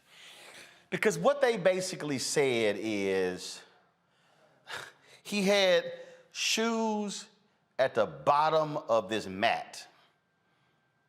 And to get his shoes, he climbed into the mat, which meant he would have to be upside down to get his shoes, and he died. Okay, y'all, this is why I got a problem. Okay, this is I got a putting green here at the office. Y'all know how I play golf. Okay, I'm always putting. This is supposed to be this big old mat, okay? His shoes are at the bottom of the mat. So imagine if I stuck my hand down this hole right, this is a tight hole, stuck my hand down to grab something out, to get to the bottom of the mat. Or I would do this. Right. Right. If I got a big old mat, my shoes in the bottom, so I'm going to climb up to be upside down. Y'all hold my legs to grab my shoes, or we going to tip the mat over. Hey, grab that shoe. I'm not buying this, Greg. Come on. Come on. Well, I mean, I would, quite frankly, love to see Sheriff Polk call a press conference and say, I'm going to show you how he did it with the assistance of some help. And then we go down there and put his ass, roll his ass up in there and so how, and then maybe no, you're in there yourself. You can get out your. Now, that having been said, this is why you have a federal government. I love what his mom said. We know what side you on, Patter-Roller, Klansman. We know what side you on, white boy. Let's call the feds in here and set your ass on natural fire. You went to 17, but in other words, it's time to stop talking with these people. But here's the problem, even if you call the feds in. If you didn't do a proper investigation on the front end, it's sort of like the sister in Bridgeport, Connecticut. No proper investigation, no DNA taken that night, didn't check his body, didn't check his clothes, didn't search the apartment. So even though the condom with semen in it and a pill on the table was found 2 weeks later, guess what? You got chain of custody issues right now. So the feds can only review the available evidence that was collected. The whole issue with the videotape, okay? There's so many different things here. And so what people have to understand, the easiest way to get away with the crime, second to never being seen or leaving fingerprints, is to have the police botch it. Right. Deliberately or just through screw-ups. And that's the problem. The feds really are handcuffed because all you can go on is the actual evidence collected and make an assessment based upon what you've been provided. That's sort of where we are. It just doesn't pass the common sense test for me. That it just don't. I don't care what it is. If we're sitting here, look, man. I had a drone. I was flying a drone near my house. I was testing it, and the drone gets caught up in a tree. So I'm standing there looking at it. So I can either try to climb this damn tree, or I can go to my garage, get that damn ladder, and then grab a pole that I have, boop, come down. Which one you think I'm gonna do? I'm not climbing that damn tree. I'm gonna think through it. I just don't see how some shoes are at the bottom of a big ass mat and somebody said, let me go upside down to get a mat, and my legs are sticking up, and now I get trapped, and now I suffocate when I could have just tipped the mat over. Faraji, go ahead. I just don't. No, I'm trying to wrap my mind around the fact that the feds aren't involved in this case. And I know you just said unless they botched up the investigation. But my thing is, what about the fact that it just doesn't make sense? Here you have a high-profile national case about a black man losing his life in a very under unusual circumstances. Isn't that enough to warrant an investigation from the Department of Justice to say, wait a minute, hold up, look, I know you got your 17 boxes of evidence. I know you've gone through this, but this shit don't make no sense. This just doesn't make any sense that a young man climbs into a mat to kill himself over some damn pair of shoes. It just doesn't make sense. So, I mean, and when you hear cases like this, folks, just let's come to grips with something. Racism is still prevalent in this country. Let's come to grips with the fact that in some parts of this country, that black men and black women are being killed wholesale, and then their murders are being covered up and being sanctioned by police departments. That's right. And I mean, that's just what it is. Like, we gotta accept that. But I mean, just the fact, and if I hope that the Johnson family keeps pushing and pushing and pushing. I mean, they got a damn documentary about this case. They've been on this show about this case. I've been hearing about this case for 9 years. And you mean to tell me that the sheriff says, oh, it's closed. The evidence showed that there was no file. What the? Well, but Reese, here's the deal. The U.S. Attorney's Office, they looked into this. And remember, they closed that investigation. The U.S. Attorney said, the new one said, we're going to take a second look at it. Again, you are hindered by the evidence collection in the initial investigation. Unless there is new evidence presented, unless, again, which is forensic evidence, you know, the father in that clip says people are coming forward, but that's still witness testimony. Something has to be significant in order to be able to change the course of the investigation. Reese, go ahead. Yeah, I just want to clarify for people who are asking about a federal investigation. They did a 3-year federal investigation, the DOJ. I mean, I'm just going to read off a couple of facts about it. They interviewed 100 people. They reviewed tens of thousands of emails and text messages. They reviewed surveillance from this high school. They analyzed a lot of information. They also had an independent Department of Defense medical examiner, independent medical examiner / forensic pathologist. So they had 2 of them, and they reviewed medical records and autopsy reports. However, this is the issue. That's not to say that he wasn't killed. That's not to say that something was not done to him. But what we have to understand, at least as it relates to the federal investigation, is they have to be able to prove a number of things beyond a reasonable doubt. And so the 17 boxes of evidence is actually from the federal investigation. And so, you know, it's a tragic situation. It does not make any logical sense. As you said, Roland, why wouldn't you just move the mat? Why would you turn around and get stuck in that way? And the family's examiner had found, and this is the reason why the federal Department of Justice got involved, that he died of blunt force trauma as from the neck and the jawline. And so there was evidence of something obviously violent happening to him, whether it was a violent freak accident or somebody did something to him and they tried to cover it up. Something happened to Kendrick Johnson that should not have happened. And so my heart really goes out to the family, because it doesn't sound like they're going to, I'm not saying that they would ever be at peace with it, but it doesn't sound like they're going to get the justice that they're looking for.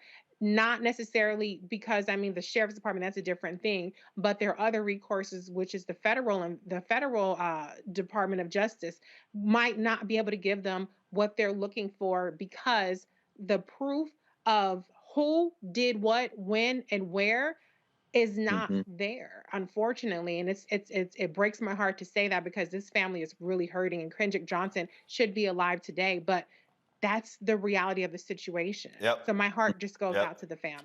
It is. It's just strange. I do want to do this here. A former high school football player in Michigan accused of hazing is now suing the police department and the city for discrimination. Cleveland Harville says the police officers only targeted black athletes during the investigation. The suit claims some of the athletes at Warren De La Salle Collegiate School who were investigated lost athletic scholarships and other opportunities. Harville also says he was not a student on the football team at the alleged hazing.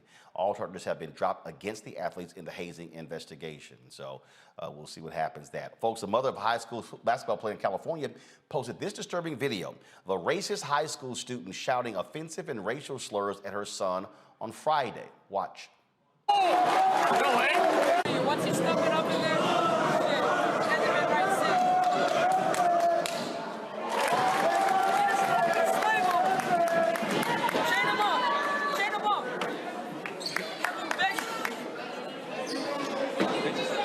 you always say the wildest shit, bro.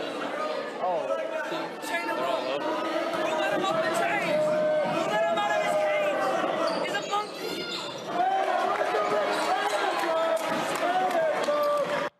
Laguna Hills High School student was yelling, "Chain him up. Who let him out of his chains? He's a monkey," at the black athlete throughout the entire game. According to school officials, the student has been counseled and disciplined for his poor behavior.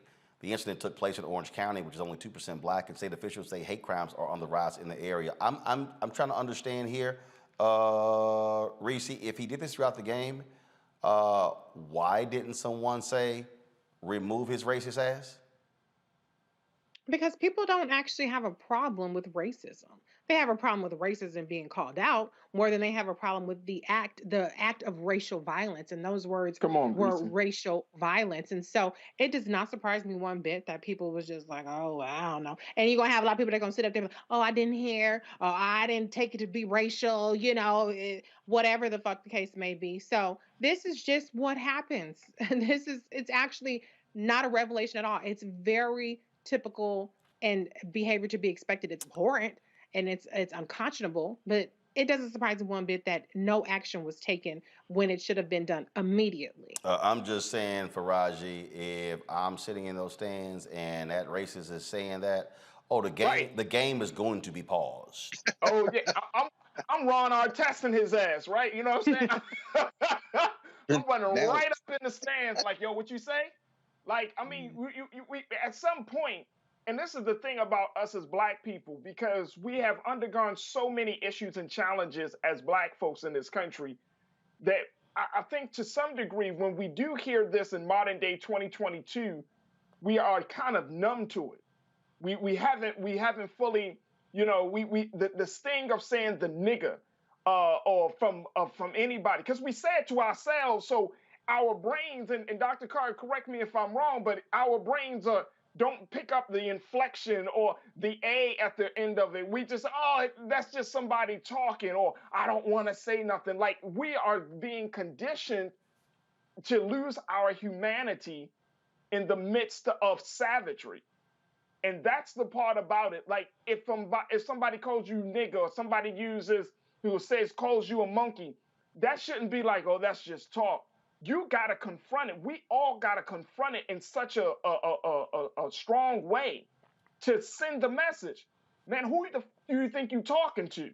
I'm telling you right now. This ain't 1822. This is 2022, baby. We will knock you the fuck out. I'm telling you, I'm telling you right now.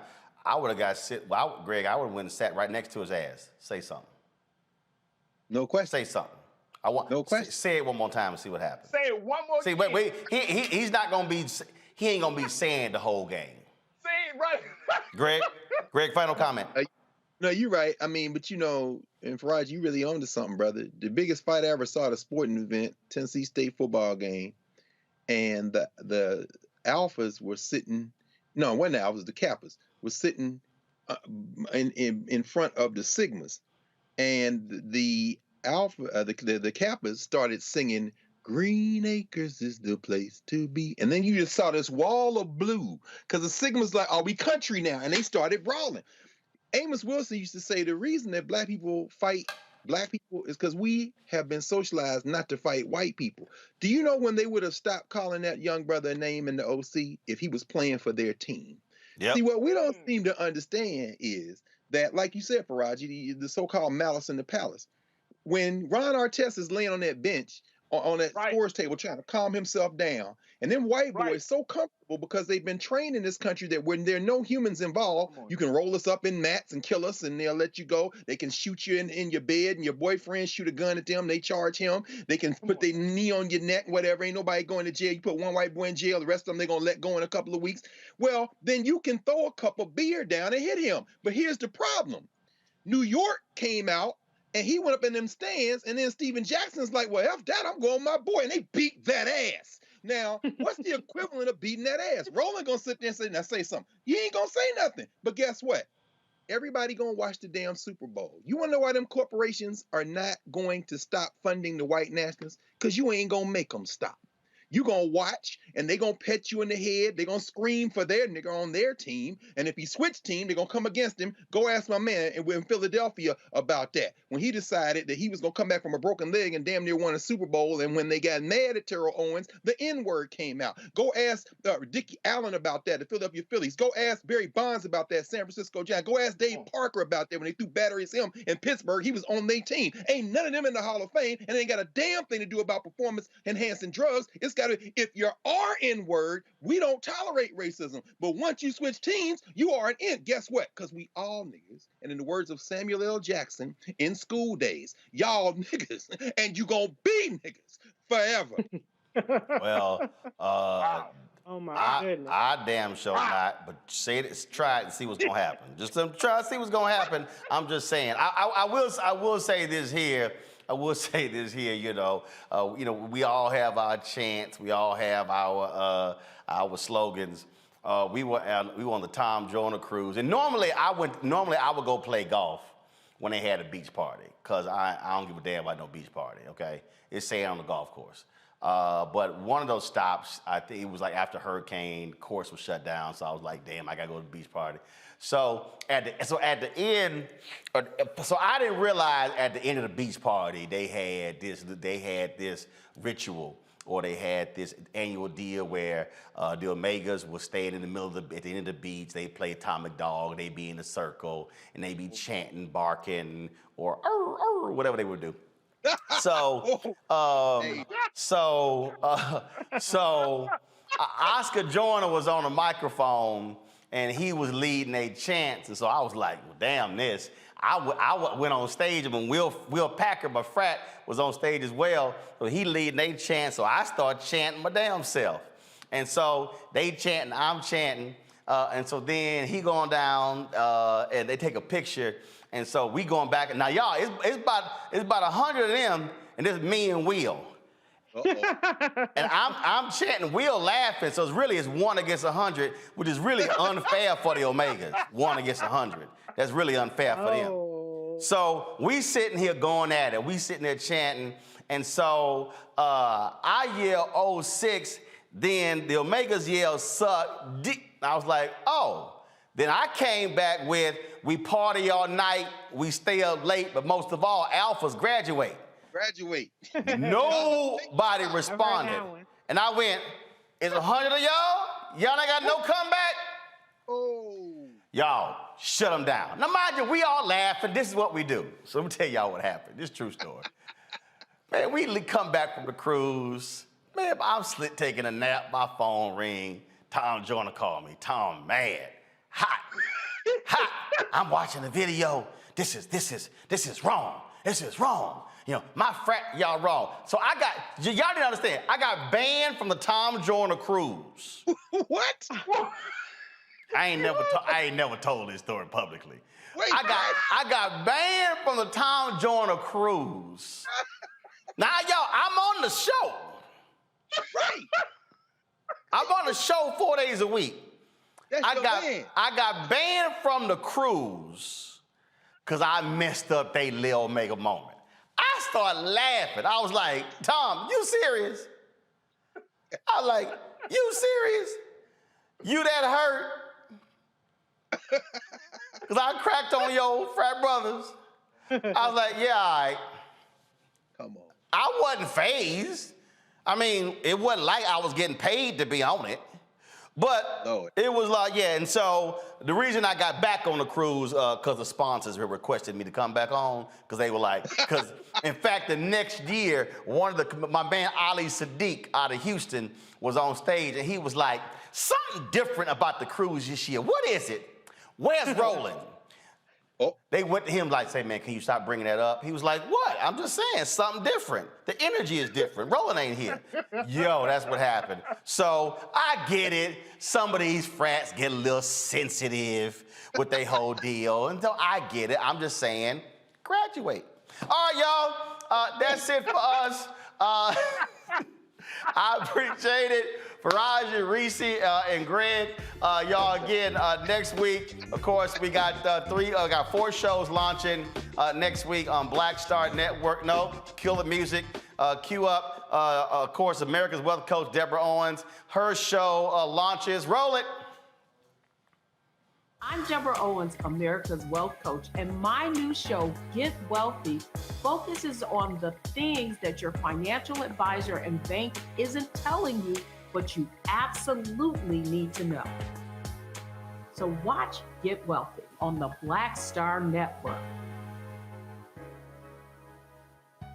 Then, of course, Faraji's show, which will be a daily show, launches. Go. We're all impacted by the culture, whether we know it or not. From politics to music and entertainment, it's a huge part of our lives, and we're going to talk about it every day right here on The Culture with me, Faraji Muhammad, only on the Black Star Network. And, of course, Dr. Greg Carr will be hosting his weekly show as well. Roll it. Pull up a chair, take your seat. The Black Tape with me, Dr. Greg Carr, here on the Black Star Network. Every week, we'll take a deeper dive into the world we're living in. Join the conversation only on the Black Star Network. Now, tomorrow I will be showing you the promo for Reverend Dr. Jackie Hood Martin's show called Fulfill the Art and Joy of Balanced Living. So we'll have that for you tomorrow. Don't forget, every 2 weeks we have a new episode of Rollin' with Rollin'. The next one we're going to be dropping this week is going to be my man Bill Duke. And then that'll be followed by Michelle Roberts, who recently retired as the executive director of the National Basketball Players Association. And so if y'all have missed Rollin' with Rollin', we got it ready? Y'all got missed Rollin' with Rollin'? Here's a sample of the interview with the great Glenn Turman. Aretha and I met as a result of a friend of mine named Ben Vereen. She was standing in the mirror in front of, the lights go around the star mirrors, and dressed in white and getting ready to perform, and she was standing up and she saw my reflection in the mirror, and she gave a little, and I gave a little, The mutual admiration. Oh yeah, for sure. She expressed at that time that she wanted to, she had moved to California and she wanted to take lessons in acting. She wanted to do some acting. And I was, like I said, I teach. Right. I've been teaching for 12 years, And so I said, well, I teach acting. And if you want, come down to my classes. One evening, class was very disruptive. They were all at the window. Get back here, come on, we got a class, what are you doing? A limousine just pulled up, a lady got out in a fur coat. She walked into the class, and my first reaction was, you're late. And you told the queen she was late. She was. You wouldn't let her know I'm the teacher. I'm serious. And I think that's what she came to find out. Was I serious? And I was. And so we became serious. Serious enough when you got married. That's as serious as it gets.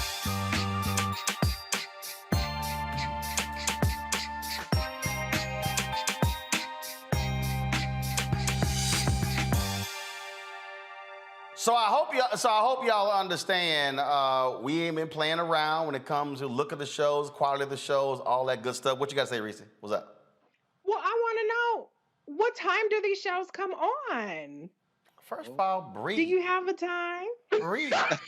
Breathe. Calm down. I'm just saying, I've seen all the promos, which are fantastic. I love them. Congratulations, fellas. But I want to know what time they're coming on. Okay, calm down. Calm down. I'm mad if I stole your thunder. Calm down. Okay, so let me explain to people how we operate. Okay. Yes, like for instance, yes, this show comes on. We're live 6 to 8. We restream this show multiple times in a 24-hour period. Right. So the actual time is actually not that big of a deal. But more than likely, each one of the weekly shows will air around 11 a.m. We've studied the metrics in terms of highest viewership, also high point of engagement. And so we think that time is a good time for the weekly shows for people who might be going on lunch break and doing different things around that time. And so even now, somebody may be saying, okay, well, what about the West Coast as well? Again, we restream the show multiple times, so people have been watching. There have been times where it's been 1, 2 o'clock in the morning, and I look up and it's 10,000 people watching live at 2 o'clock in the morning. So you know, people's viewing habits are different. So the weekly shows will be in the 11 a.m. Eastern slot, but they'll still be restreamed throughout a 24-hour period. And remember, the weekly show will be then restreamed for the whole week at different times. And so that's what we're doing. So Faraji's show will be slocked into the 3 to 5 p.m. slot. We're toying with it. We may do 4 to 5:55.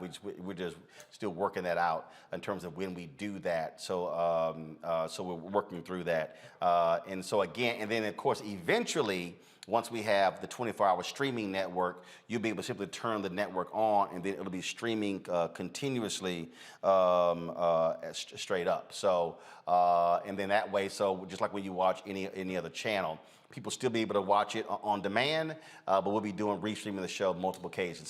So beginning next week, we'll be having 5 hours of original programming per day. And so two-hour shows, and then of course the weekly show. And then once for the first 2 or 3 months, as we, getting straight with these shows, then we also have 3 to 4 other shows that are in development that hopefully we'll be able to launch those shows in Q3 of 2022. So that's what's up. Yes. So yeah. Yes. Yep, that's what's up there. Wonderful. So, all right. So, and then people keep asking me, well, is Reese gonna get a show? Okay. That's right. Reese got to let me know if she want to do one and what she want to do. I can't. Y'all gotta understand. Y'all can't. People have come to me. Hey, I got some ideas. So Reese got to say something. Reese. I don't act like I didn't tweet you. I said if you want to call in show host. No. That's a generic concept. No, that's generic as hell. You can't. No, that's generic. If you want to call in show, no, that's generic. You gotta actually articulate it's called a one-pager. Hey, this is the vision. This is what I'm thinking, and then you gotta say, are you talking about a weekly show, 1 hour, 2 hours? Are you thinking about a daily show, 1 hour, 2 hours? See, you got to develop the concept. I don't know your schedule, okay? So weekly maybe, a daily may be too much. Yeah, because trust me, it ain't no joke. So if it's a weekly, okay, gotcha. But so you got to develop the concept. Okay, I'm listening. I'm learning. I'm learning roles. Oh, Lord have mercy. Lord have mercy. But I'm happy. Listen, I'm happy for Dr. Carr and Faraji. That is an all-star lineup. So I'm excited for all of the shows coming out. Reese, we need you. Hey, Reese, put that one page in. Stop playing. Stop playing, sis. Get to work. Stop playing. Get to work. All right, y'all. That's it for us. Again, thanks to our panel today. We appreciate it, folks. We'll see y'all tomorrow. Don't forget, download the Black Star Network app. Again, I told y'all we were not playing. All them haters out there who were trashing the show, y'all ain't gonna do nothing. Y'all ain't gonna survive. I told y'all I don't think about y'all. I told y'all that. And so when I need y'all to listen when I'm talking to y'all. I also told y'all we were building the OTT network. It was never about just me having a show. And we were asking you to support us financially. This is why. Because trust me, okay, the program development part of these 4 shows, and again, I told y'all I ain't got a problem being transparent. It's $20,000 a month to pay the company to work with all 4 of these hosts, to develop the show, working on the promos, looking at this graphic, all that sort of stuff. That's real money. That's 20 grand outside of my show. That's to develop these 4 shows. And so when y'all support us with your dollars, that's what it goes to. When I'm calling out these companies who don't support us financially, I need y'all to also be retweeting that and commenting as well, because they need to understand that we're serious about this here. It's real interesting. I'm gonna leave you on this one here, but I'm gonna show y'all what priorities are. I want to show Killer Music for me. This ain't gonna take long. This gonna take 120 seconds. And I wish I don't have my computers over there. But if y'all go to my Instagram page, I posted the other day about the final episode of Our Kind of People. And them only doing 12 episodes. And I was just like, if y'all watch the show, just letting y'all know that's it for the show. I posted that on my Instagram page. I want y'all to know that there have been 2,518 comments about Fox only doing 12 episodes of that show. Yet, when I have posted about companies not advertising with Black-owned media, maybe 30 or 40. Some of y'all just missed that. 2,518 comments about a Black show on Fox that we don't own. How about that? We don't own. Come on. We just own the show. 2,518 comments. So when I am talking about making sure that they are advertising with us so we can generate the revenue to potentially do shows like that, folk don't comment. So now you know why Fox gets the advertising and we don't. So we've got to be just as willing, because trust me, if one of those advertisers saw my post and saw 2,518 comments, come on, they will be calling me immediately and setting up a meeting. Wow. I'm just saying, what your priorities are determine how you respond when the call is made. So I just want y'all to understand that. So I'm just saying, just think about that. 2,518 comments. Yet when I posted, I'm gonna end it with this one. Yet when I posted about Stars having all of these Black shows, building their network and not spending money with Black-owned media, 42 comments. Damn. Wow. 42. Damn. I'm just saying. Folks, Black Star Network, Apple phone, Android phone, Apple TV, Android TV, Roku, Amazon Fire, Xbox One, Samsung Smart TV. I Bring the Funk Fan Club. It's Cash App, $, RM Unfiltered. PayPal is R Martin Unfiltered. Venmo is RM Unfiltered. Zelle is Roland@RolandSMartin.com. Roland at RolandMartinUnfiltered.com. Folks, thanks a bunch. I'll see y'all tomorrow. Holla!